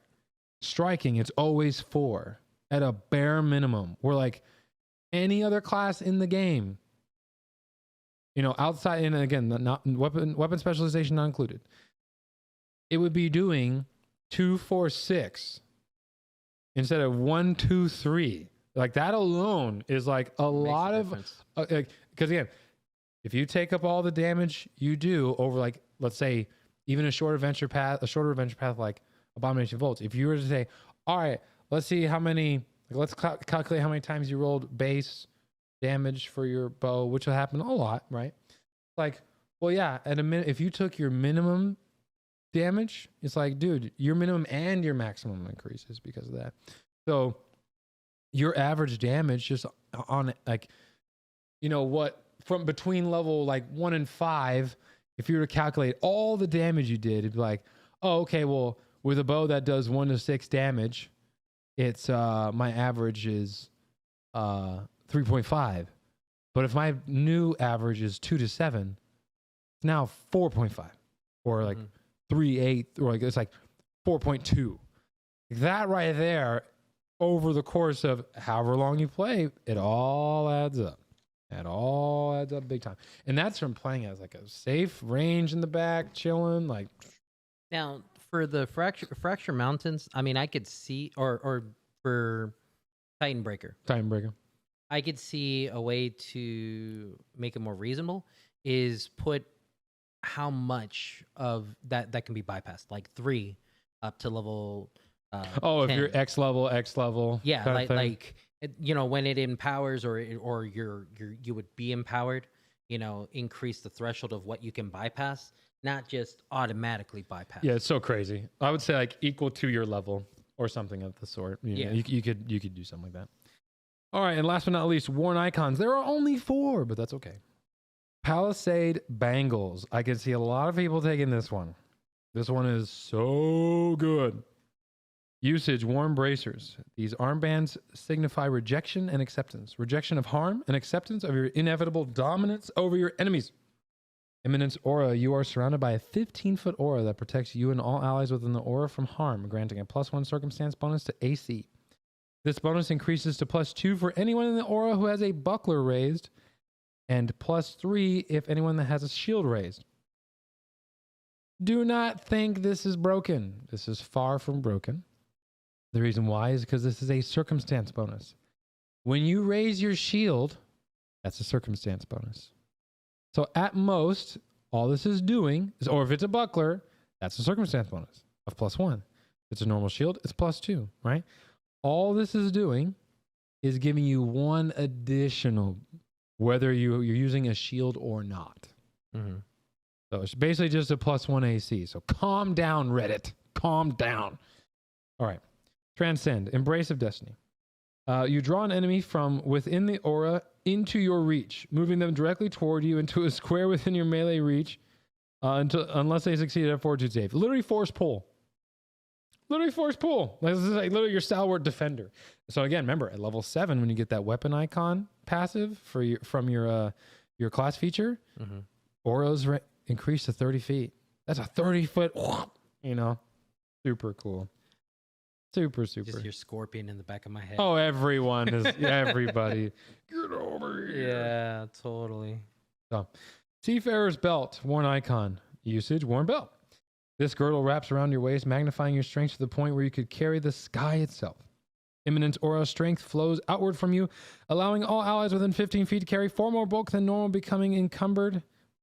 becoming encumbered, and up to a maximum of 8 more bulk. You, but not your allies, can attempt to disarm, grapple, shove, or trip creatures up to 2 sizes larger. Titan Wrestler for free. Transcend. Bear allies' burdens. 2 actions. You move with a speed belying your strength. Carrying your allies is easy as straw dolls. You stride, and at any point you are adjacent to a willing ally, you can pick them up, and you can deposit them into an adjacent square at any other point during your movement. If an ally was benefiting from your imminence aura when you began this movement, they do not count against your bulk limits while being carried during the move. So I didn't see that part. Yes. Because I was curious about that. They're literally weightless. Yeah, like if you get a dip out and they're right there, effortless. This is your ally has fallen in combat next to you. Yeah. Yep. Later. So. And they don't proc attack of opportunity. So that's the thing. Because you're forcing the movement of an ally. Got it. It's forced movement. Nice try, GMs who are trying to kill their parties. Nice try, though. 1,000 League Sandals. Because it's against that character's will. That's why. So, usage, worn shoes. Worn and trustworthy, your sandals have carried you this far, and they'll carry you even further. This thing is awesome. Imminence aura. Your sandals ease your travels on the path ahead, granting you and all allies within 15 feet a +10 status bonus. Free long strider, bro. Everyone has free long strider. Hello. So that's the thing too. If you're doing exploration, that means everybody, unless they're a dwarf, everyone has a 30-foot movement speed, which means everyone can travel faster, for the purposes of calculating distance for exploration. Transcend, marathon dash. Your anklets carry you where you need to be. You stride, and each ally within your aura at the start of your movement can stride as a reaction. Gotta get somewhere fast. There you go. Gotta go fast. I need my chili dogs. So, Victor's Wreath, worn icon. Usage, worn headwear or worn sash. This symbol of victory, whether a laurel worn around the head or a medal that hangs from your neck, reminds your allies that victory is the only acceptable outcome. Imminence, aura, emotional, mental traits. You inspire your allies to greater glory. You and your allies within 15 feet gain a +1 status bonus to attack rolls. Essentially, you get a little mini inspire courage. Transcend, 1 moment till glory. 1 action, emotion, mental, spirit traits. You rally your allies, carrying them from the brink of disaster into the verge of victory. Each ally in your aura immediately makes a new saving throw with a +2 status bonus against 1 ongoing negative effect or condition they are currently affected by, even if that effect would not normally allow them to make a saving throw. This is so good. So, example. What is one of the crappiest... What is one of the crappiest conditions? Starts with a D. No, days ain't that bad. It's a 20% miss chance.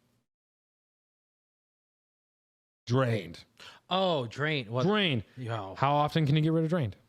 You have to go to. You have to. Gotta go to sleep, bro. Unless you got a crazy, powerful, high-level medic, right? But generally speaking, not the case. So, even though drained wouldn't normally allow you to make a saving throw to overcome the drained condition, now you can. Now I have a question about That's this. huge. So, let's say everybody's gone, and they have persistent bleeds. Mm-hmm. Okay, That's and then negative. I want to use this. Mm-hmm. Are they able to make those rolls immediately? Yep. Or do they have to wait till their turn? Nope. Each ally in the aura immediately makes a new saving throw with a +2 status bonus against one ongoing negative effect or condition they are currently affected by. Wow. So, I mean, you could So essentially, if they were taking bleed, right, as an example, that would be a DC 15 raw. But because you have a +2 status bonus, it would be a DC 13 right. raw. I'm just thinking because, like, say someone's on death's door, Mm-hmm. and it's your turn, you can throw that out there and possibly save them from taking that extra. Yeah, tick. because that ongoing effect or negative condition, that would go. I would actually rule that for their recovery check. If you didn't have any other way to freaking help them, like, yeah, they can use that +2 for their recovery check as well. Wow. Yeah, that can be huge to keep everybody up, or at least not die. Yeah. Right. No, but dude, drained. Yeah. You could literally give someone the ability to try and at least attempt to overcome drained. That's huge. Yeah. That's huge. So the exemplar feats. Does that work on fatigue too? Yes, sir. It does. Any condition or a negative effect. Huh. It is very powerful. Very, very powerful. No rest for the wicked. Keep going. Roll again. Right. No. No, it's super cool. Because, like, even out of combat, if someone's drained, you'd be like, every 12 seconds, I give them the ability to try and overcome that.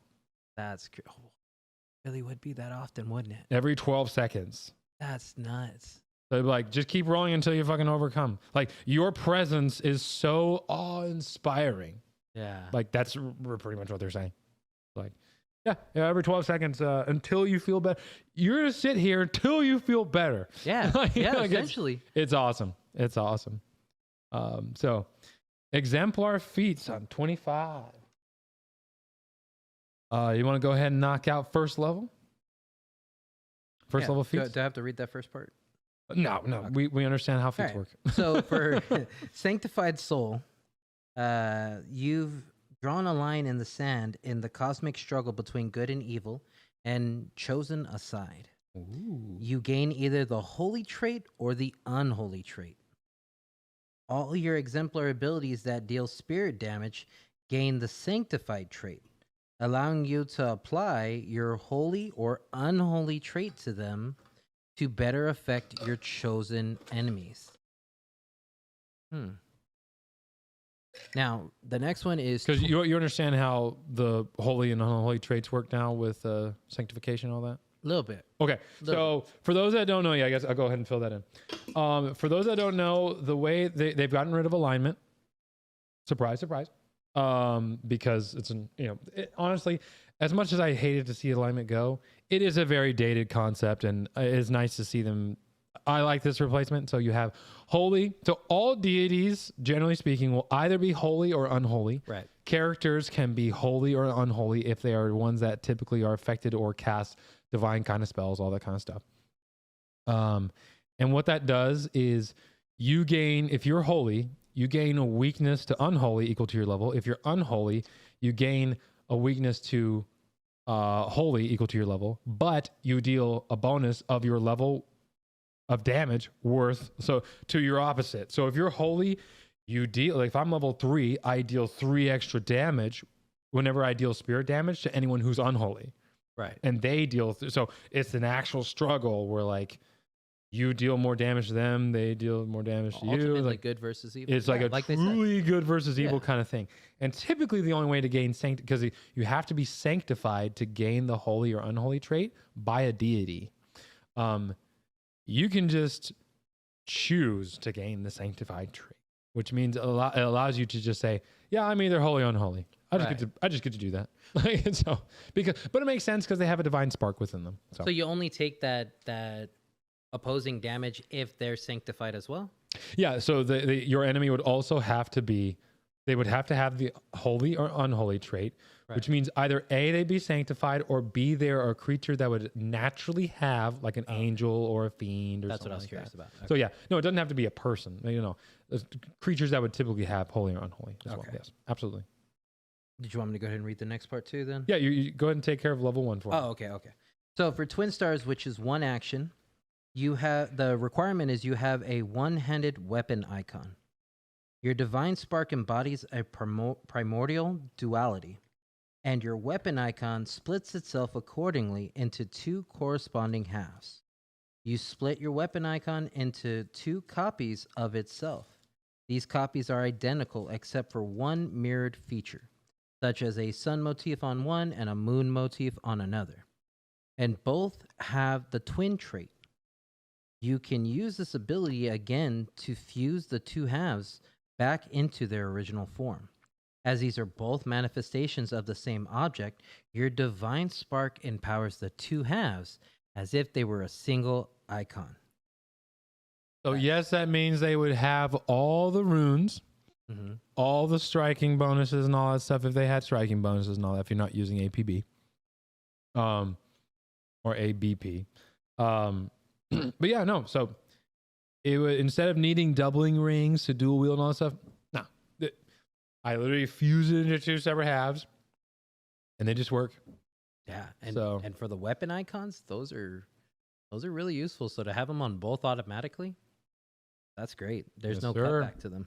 Yes, sir. Because I could definitely see a Cloud Strife or Buster Blade split, kind of thing. It's super cool.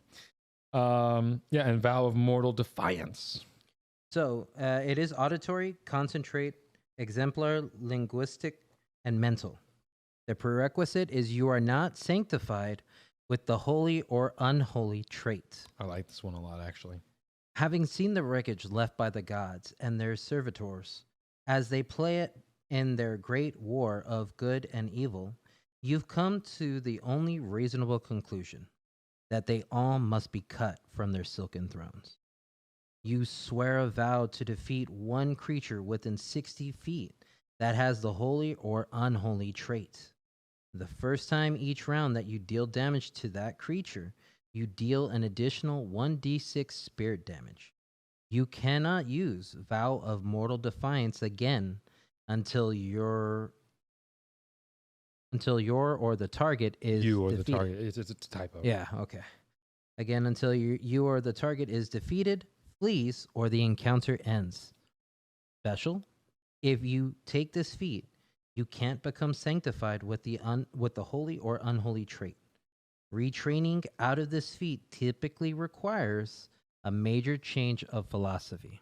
That's something good. Yeah, I'm usually not, because again, I'm very into deities. I mean, if you've ever watched my channel, but I actually really like this for this class specifically, because I could definitely see this class being like a result of someone who's just sick and tired of maybe they had a tough time.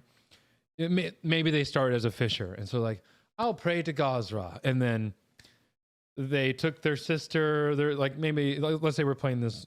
Was it Nahua? And let's say he takes his young sister on a boat ride for the first time, swallowed in a cyclone, dead. It's like, Gazra, come on, man! Like, you've been my homie my whole life, man. And then he's like, and then maybe half his family died on the boat ride. So he's like, well, now we're screwed. Now I have to go get a different type of job to provide for myself or maybe my family, whatever. So now, so I can get better at wealth in my life, I'm going to worship Abadar. And then for some reason or another, loses all his money, that was completely out of his control gets fired. He's like, Abadar, what the hell, man? And he's like, Yeah. you know what? And he's like, you know what? I'm gonna worship an evil deity because you know what? Good hasn't worked out for me. And then somehow the evil deity, surprise, surprise, fucks him over too. He's like, you know what? I'm done with these deities. I'm done. Right. And so it's like, I could see that coming from like a backstory like that. That'd be so cool to write a backstory for that kind of character. Anything you want to touch on that one? Or No. I mean, that seems pretty reasonable. I do like the fact that if you do take it, you can't just hop back in. yes, I love that. Like, no, you need to have a major change of philosophy. Yeah, like there has to be something just because some people be like, I just want to kill everything. Maybe I want that holy trait now. It's like no. Yeah, so that's good. That keeps that very reasonable. Again, because it's all story based. Like this character is very story driven. Yeah. Right. So it's like, no, it'd be really weak sauce if you were like, Yeah, like if people don't like to be like indulged into their character and put the time and effort into them and actually make the backstory and stuff like that, I don't see them being too interested in this. You're going to hate this character. Yeah. I'm going to tell you, you're going to hate this character. This character is all about, like, their features just spell like this. It is the story. Like your class features are the story of your legacy that you're building. Like it's the whole. Yeah. It's like Maui. Like you like you had said, people compare it to Maui. You know? So second level, claim initiate domain. I'll just save you the time on this one. Essentially, you can just choose to gain a domain spell and a focus point, and it's based off of your charisma. So, Leap the Falls. This is a second level feat. It is a typo. Reinforcing your legs with divine energy, you can leap the battlefield as powerfully as a salmon clearing a waterfall. Your body icon gains the following ability. So, no matter what body icon you have, you just tag this on there. Powerful leap and quick jump. Oh, okay. Very useful. So whenever your body icon is the one with the spark in it, you just get this for free. Boom. Thorns of Mortality. Feat level 2. Void. I like this one. By channeling your divinity into a creature along with a strike, you can disrupt their ability to recover. This one is nuts. So you successfully damage an enemy through weapon icon. If they had anything like fast healing or the ability to recover through an ability they have as a creature, not drinking something or like not drinking a potion or something, but like let's say they had fast healing or whatever, they have to make a will save against your class DC. If they succeed, they regain their full number of hit points. If they fail, they only get half of them back. And if they critically fail, they don't get any hit points at all. Good for like vampires and stuff. And vampires, trolls, trolls were anything like that. Oh, dude, it's awesome. Super cool. So you want to read fourth level? Yeah, that's fine. So hurl at the horizon. The requirement is your weapon icon is a thrown or melee weapon. Because you haven't gone through these, right? No. This is where I had left off at. Okay, cool. So the eminence. Oh, sorry. Yeah. So your eminence, your weapon gains the thrown 15 feet trait, or increases its thrown distance by 10 feet if it already has the thrown trait. Told you can throw anything you want. Yeah. You can literally throw anything you want. Yes. That really would it's work cool. Well with, it's super cool. Was it forced? You can literally Captain America, throw your shield. Like just rains a whole bunch of shields. Yeet. Wow. All right, so only the worthy. You can designate your icons as movable by only your own hand, leaving them fixed in place as surely as if they were lodged in stone. Like Thor's hammer, basically. This is Thor, yeah. Yeah. It's just Thor's hammer. Whenever you release either your worn or weapon icon, you can spend an action to command it to remain motionless. While motionless, the icon can be moved only if 8,000 pounds of pressure are applied to it, or if a creature uses athletics to force open the icon with a DC equal to your class DC. You can release your icon over an adjacent prone enemy to hold them down with the icon's motionlessness while so released. You can't use the icon, but the enemy must succeed at the athletics check to stand or to move. The icon automatically flies back to your hand when the effect is broken, or if you spend an interact action to hold out your hand and draw it back. This is straight up Thor's hammer, like 100% Thor's hammer. There's no question about it. Super flavorful and fun. Yeah, especially like even the prone thing. I was like, really, dude? Like, really? You literally just copied a scene. So it's cool. It's cool though. I don't mind it. Oh no, not it. I mean, who doesn't want to be Thor? It's flavorful. Yeah. It's very flavorful.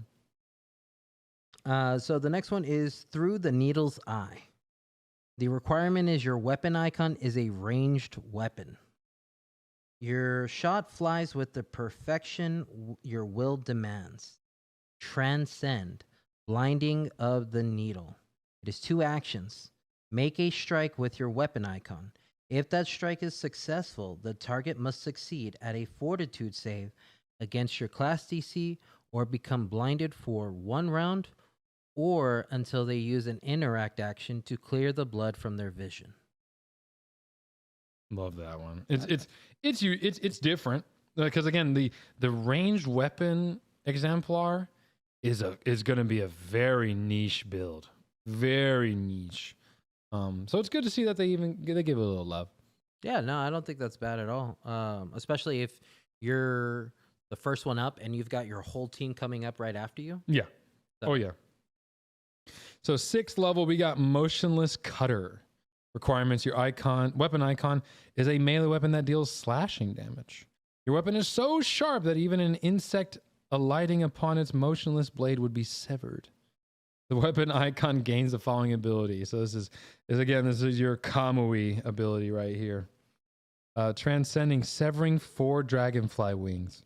Make a strike with your weapon icon. If the strike is successful, you can immediately make an additional strike against another target within your reach. Your multiple attack penalty does not apply to this strike, but you take a -2 penalty to the attack roll for each other attack you have made this turn. You can continue making strikes in this manner until you've made a total of 4 strikes or until you miss. Super cool. And then reactive strike, reaction. Trigger. A creature within your reach uses a manipulate action. Oh yeah, so you can get reactive strike. Yeah. So this is the new attack of opportunity. Binding Serpent's Celestial Arrow. Your weapon icon is ranged or it has the thrown trait. As you prepare to fire your weapon, you invoke divine serpents that bind your enemies. Love this. Your weapon icon gains the following ability. 2 action, Transcend Coiling Serpent. Make a strike with your weapon icon. If the strike successfully deals damage, the target must succeed a reflex save against your class DC, or the arrow transforms into a multitude of ethereal snakes that coil around the target, immobilizing it until it succeeds at an escape attempt against your class DC. So again, a lot of this stay still shit. No, it's pretty cool. Because I want to say it's all based off of your charisma. I think that's what you had said. Let me just make sure. Charisma. So. Oh wait, hold on. Oh no, it'd be your exemplar class would be your key ability, so it'd be your strength or your dexterity. Oh, okay. So let me take that back. So again, it'd be very good. And it's another reason why their class DC goes up a little quicker than other classes too. 8th level. All right. So for 8th level, you get an additional icon for your story has grown rich enough that 3 icons can't contain its full complexity. You gain a 4th icon, which can be of any type. Pretty cool. That's crazy. I would by the way, I would definitely take it for weapons, just so I can have that. Oh, yeah. Yeah, like without a doubt. Oh. The versatility would be great. Claim Advanced Domain. A prerequisite is claim Initiate Domain. Your meditation into your own divine spark has unlocked deeper domain magic. you gain an advanced domain spell from one of your domains. It's just basic. That's Yeah. basic. And of course, for special, you can select this feat multiple times. Each time, you must select a different advanced domain spell from a domain for which you have an initial domain spell. Dominion signifier. Prerequisite is Dominion Epithet. Your weapon gains an embellishment that further underscores your dominion over godly aspects.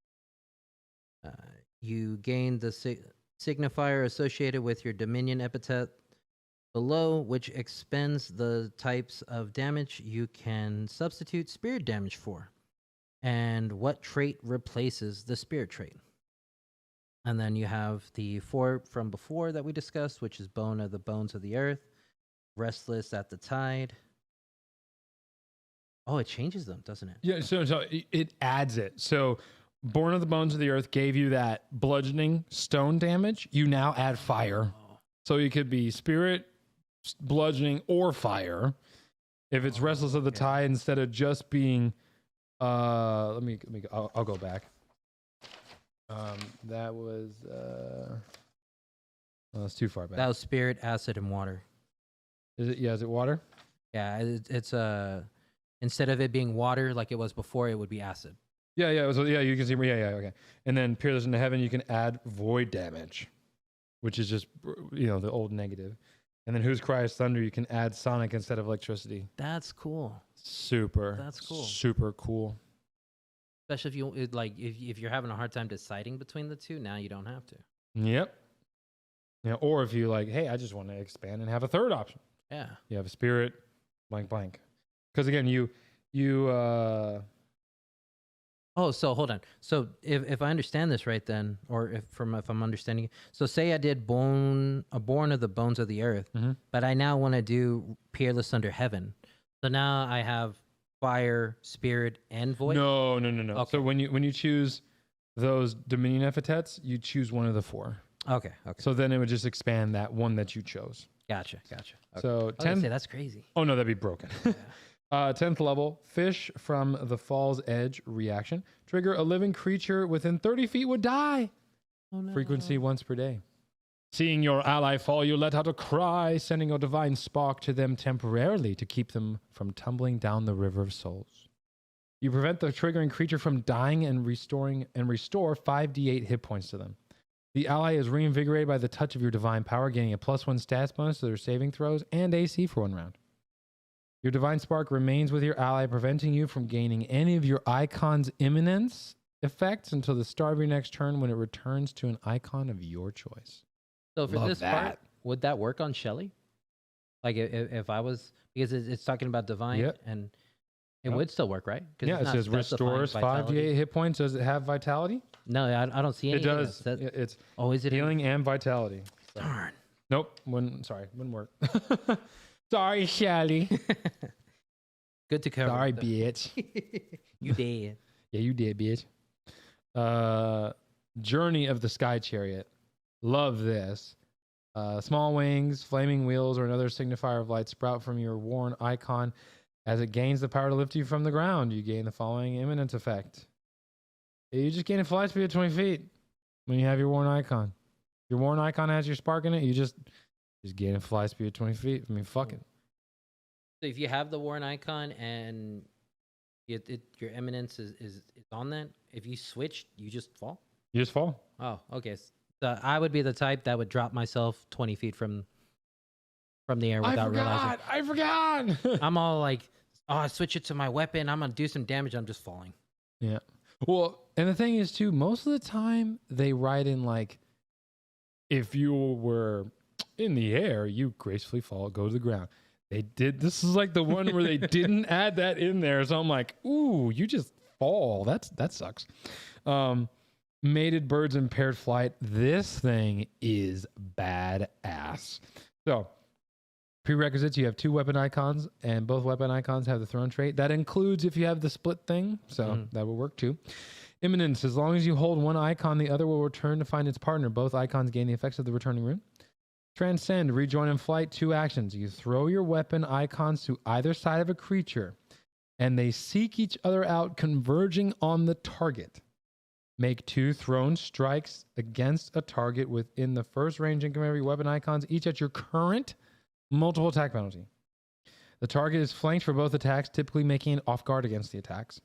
And if both hit, the target also takes an additional die of weapon damage. The weapons then return to your hand. You can force something to become off guard. That is crazy. So you could literally split. So let's say you were going with like a long sword. You can be like, I split my long sword apart, and now I throw the long swords. Like, are you fucking kidding me? It's so crazy. It's so crazy. I love it. Really, really neat ability. That is cool. We got 12th level. All right, so compliant gold. Requirement is your weapon icon is a melee weapon. You can command your weapon to shrink or grow for convenience or power. Even when your icon is not empowered, you can shrink it to a negligible size and keep it tucked behind an ear, in your hair, or in similar discrete locations. You can shrink your weapon or regrow it to its normal size as part of drawing or storing the weapon normally. The imminence, your icon gains the reach trait. If it has already had the reach trait, it instead increases your reach by an additional 10 feet instead of the usual additional 5 feet. Sun Wukong. Yeah, that's Sun Wukong. great. They're just like, you can't get me, no, whack right in the face. 20-foot reach, dude. That's crazy. At bare minimum. That's if you weren't enlarged. Yeah. By the way. I like. I do like that. It's just so like they're saying you can make it even itty bitty, put it back here. Yeah. Or massive. Yeah, it's so cool. For the transcend, topple the pillars of heaven. It is 2 actions. Your icon extends to an impossible length, striking all its way. You deal 6d8 damage to all creatures in a 60-foot line with a basic reflex save against your class DC. The damage type matches that of your weapon. At 14th level and every 2 levels thereafter, the damage increases by 1d8. Nice. This is literally Sun Wukong, especially if you've played the Smite video game where he literally smacks his staff down in a straight long line. Like, this is literally Sun Wukong written all over it. Like, this, if you were doing the Noble Branch, this would be so thematically perfect for your character. Oh, yeah. For extract vow of non-violence, it is 2 actions. It is auditory, concentrate, and exemplar. You entice or threaten a weapon, making it swear not to harm you. Yep. Attempt a diplomacy check to request or an intimidation check to demoralize against one weapon within 60 feet. Even though most weapons are inanimate and mindless, your words somehow can still affect it as if it were living and you shared a language. The DC for this check is the will DC of the creature wielding the weapon, or a moderate DC for the weapon's level. The object is then temporarily immune to extract vow of nonviolence for 1 day. On a critical success, the object swears not to hurt you. You gain resistance to all damage dealt by that specific weapon for 10 minutes. As the weapon attempts to mitigate harm to you, the resistance is equal to half your level. Success as critical success. Yeah, as critical success, but each time the weapon damages you, the duration of the effect decreases by 1 minute. When you gain this feat, choose cold iron, dark wood, dawn silver, or silver. For some reason, perhaps because you underestimate this material, or because you think it a friend, you are forever unable to use extract vow of nonviolence on objects composed of the chosen material. Everyone is sleeping on this feat, and I'll explain why. Your weapon is equal to the highest level rune or potency in it. So typically, your weapon's level is lower than you. Right. Which means you are far more likely to critically succeed an attempt or request on that weapon. So we'll make an example. So like let me look up runes real quick. Rune. So no, not rune page. Rune formula. Nope. Damn it. Nope. Crafting treasure. Give me crafting treasure. Uses item constant. Only activation times. Fastest spells. Sustain ring items. No, that's not helping me. Dang it. I need a. Let's see. Potency. Let's do potency. Attack potency. Weapon potency. Here we go. All right. So let's say. Come on now. Now you want to go slow. Are you kidding me? Come on. Making me look like a big old dum-dum. There we go. All right. So let's say this person had, let's say you're going at someone's level 7, right? And what is the, or like, so let's see, a striking. Oh my goodness. I meant striking. God damn it. Like a frightened rune would be level 4. Right? Frightened rune would be level 4, right? So you got striking rune. So this creature's level 7. And you got frightened rune level 4. And let's say they have a like a dagger of venom on them. That's a 5th level item. They're generally going to be wielding an item that's at least 2 levels lower than them.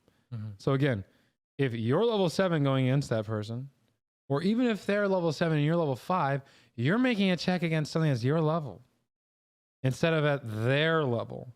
Because like it is always extremely hard to demoralize or make a request of someone that's at least 2 levels higher than you. Right. The DC is way higher. So this brings down the DC massively, especially if they're just using a basic bitch weapon. Right. If they're using a basic bitch weapon, it could be like 4 levels lower than them, right? If not 5, right? So you'd be making that check would be super easy.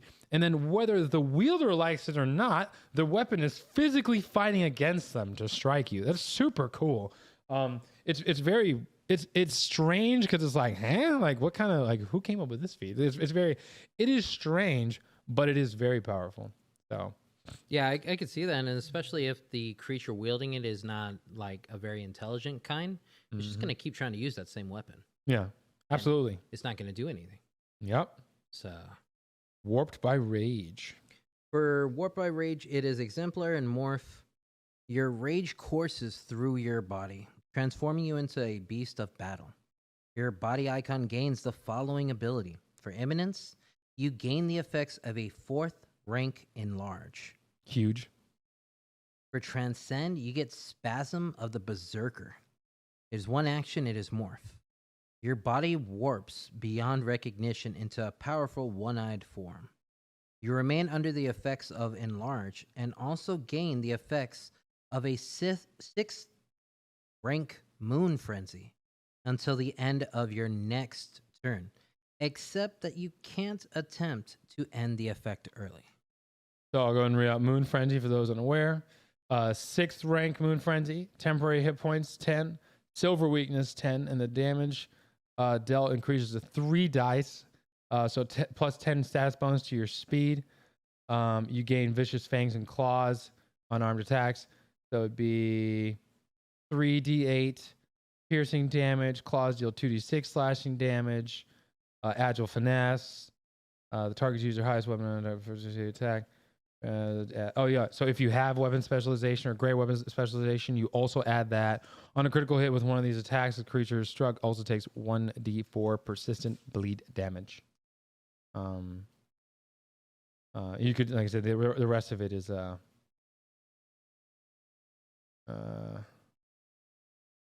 yeah, so super cool. And if you're in the moon, you grow 1 size larger. But again, you're already huge, so I doubt you go beyond huge because that would be insane. Giving a player gargantuan's kind of nuts. But yeah, interesting. I don't know if I'd ever use it. Kind of weird. Just because it's like you have all these. I don't know. I don't know if I'd ever pick it, but it's a cool one. 14th level, Destined Victory. You demand battle against your chosen enemy. Your worn icon gains the following abilities: Imminence. Whenever an enemy successfully strikes you with a melee weapon, you gain a +2 status bonus to your AC against the next attack from that enemy before the start of your next turn. Love that. Transcend, only you and I. You draw your foe into a fated conflict, one you know you'll win. Choose an enemy within your reach until the end of your next turn. That enemy gains a +2 status bonus to attack rolls it makes against you, but it must attempt a will save whenever it tries to move away from you. Strike a target other than you or cast a spell that doesn't include you as a target. On a failure, the target loses the action or actions related to that failed attempt. So you're basically locked into this duel, which I love. Whenever the enemy misses you with a strike, you heal for 1d8 +5 hit points. Oh, hey, there you go. Easy. And Infinite Blade Celestial Arrow. Right. Requirements. Your weapon icon is a ranged weapon or a melee weapon with a thrown trait. Each shot you fire multiplies itself into spiritual blades, rings, and other missiles to shower upon your foes. Your weapon icon gains the following abilities. Imminence. Whenever you successfully strike an enemy with your weapon icon, up to 2 enemies adjacent to the target take spirit damage equal to your weapon's icon damage die as they are struck by duplicated missiles. So again, we were using a standard short bow, and we're at level 14. I'd be at like 2d6, if not 3d6 by now. And so I'd just be like, I hit him for the 3d6 or whatever, 18. Or sorry, 6 and 6. So just boom. It's all area, just extra area damage. Transcend, heaven reigns and ending. 3 actions. You fire an arrow that multiplies into a dense cloud of weapons. Make a ranged strike against each enemy you're aware of within your weapon's first range increment. Each attack counts against your multiple attack penalty, but does not increase your penalty until you've made all of your attacks. AKA, you don't take a penalty. All damage dealt by these strikes are calculated as spirit damage. Super cool. Super cool. Just looking at the imminence part, just thinking like if you're running the daggers Mm-hmm. and you're throwing them and you have the return etched into them, Mm-hmm. like the amount of stuff you can literally just rain the damage everywhere. Yep. That's great. That's super cool. All right, 16th level. For seven colored cosmic bridge. Your divine sparks shines in a riot of shimmering colors, capable of carrying you through the world as fast as light itself. Your weapon icon gains the following abilities. For imminence, light, teleportation. Your weapon scatters rainbow-colored light across nearby surroundings, each a possible destination. When you successfully strike an enemy, you can choose to teleport to an unoccupied location within 10 feet as a free action.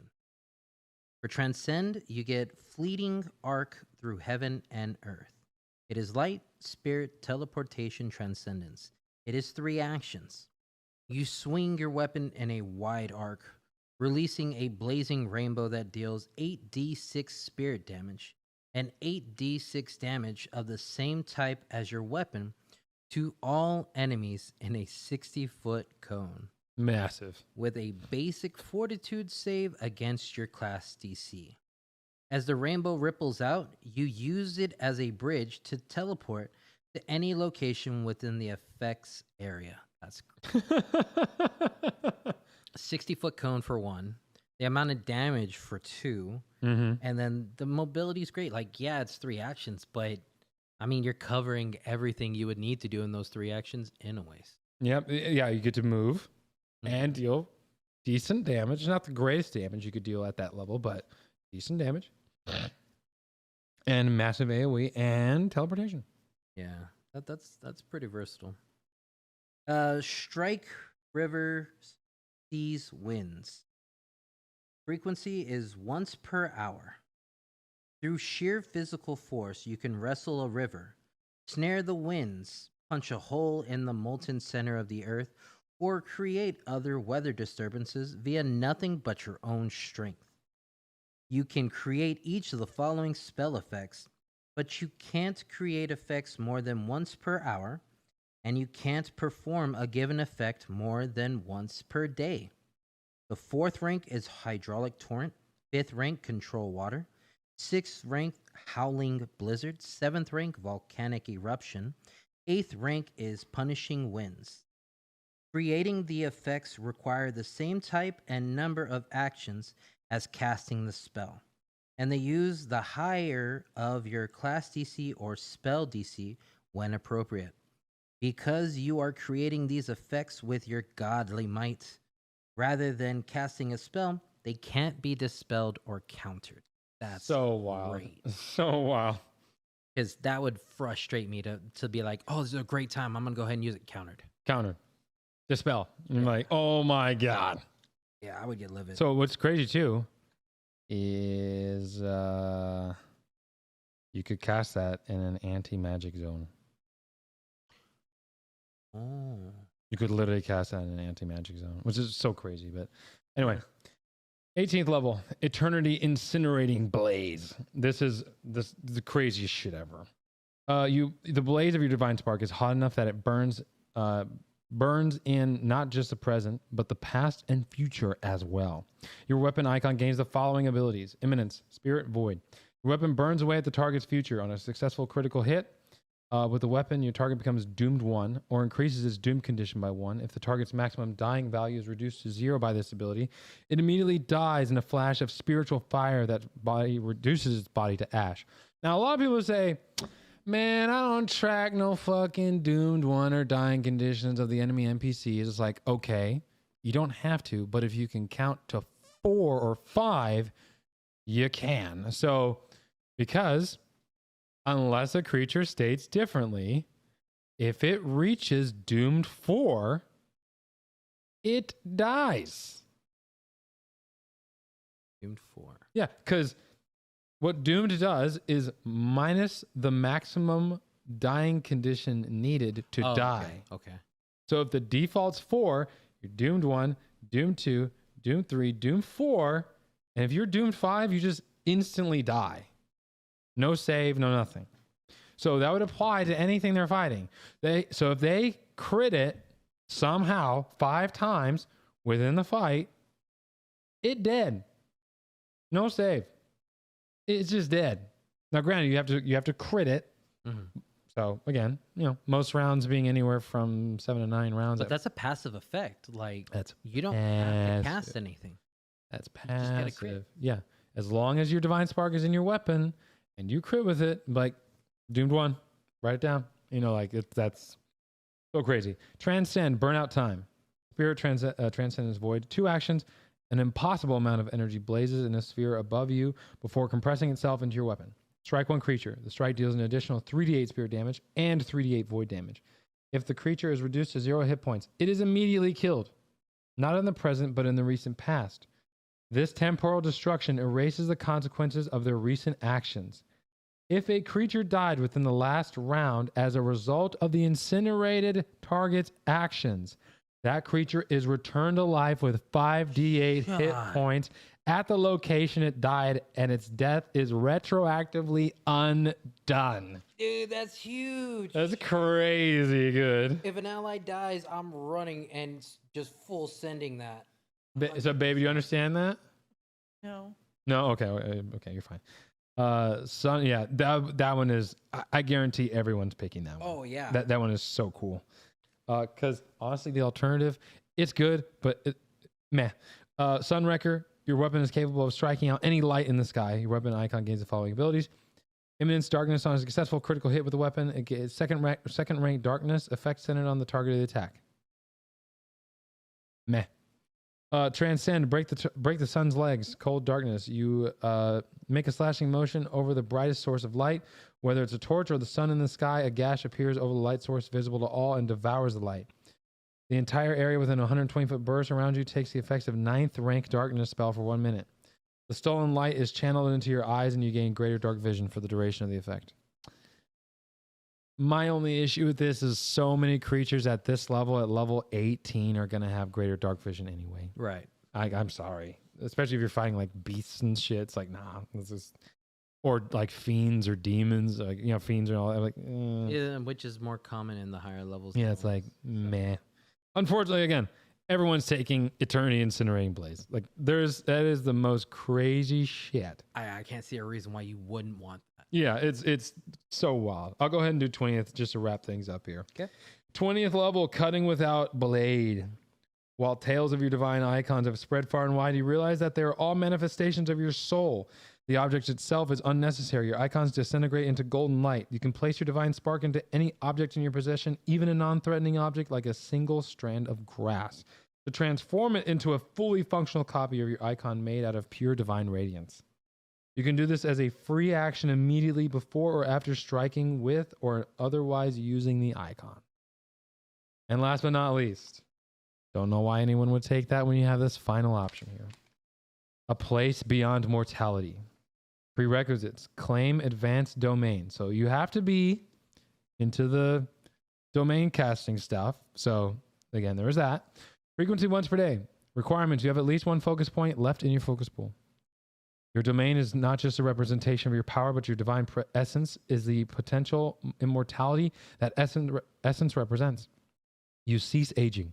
When you would die for any reason, you immediately expend all your remaining focus points as a free action and can be taken at any time and regardless of your current condition to survive at 0 hit points. Purge yourself of any negative conditions. When you do, you heal yourself for half of your total hit points. You stand back up in your current square, instantly summon your weapon icon into your hand, and shift your imminence to any of your icons.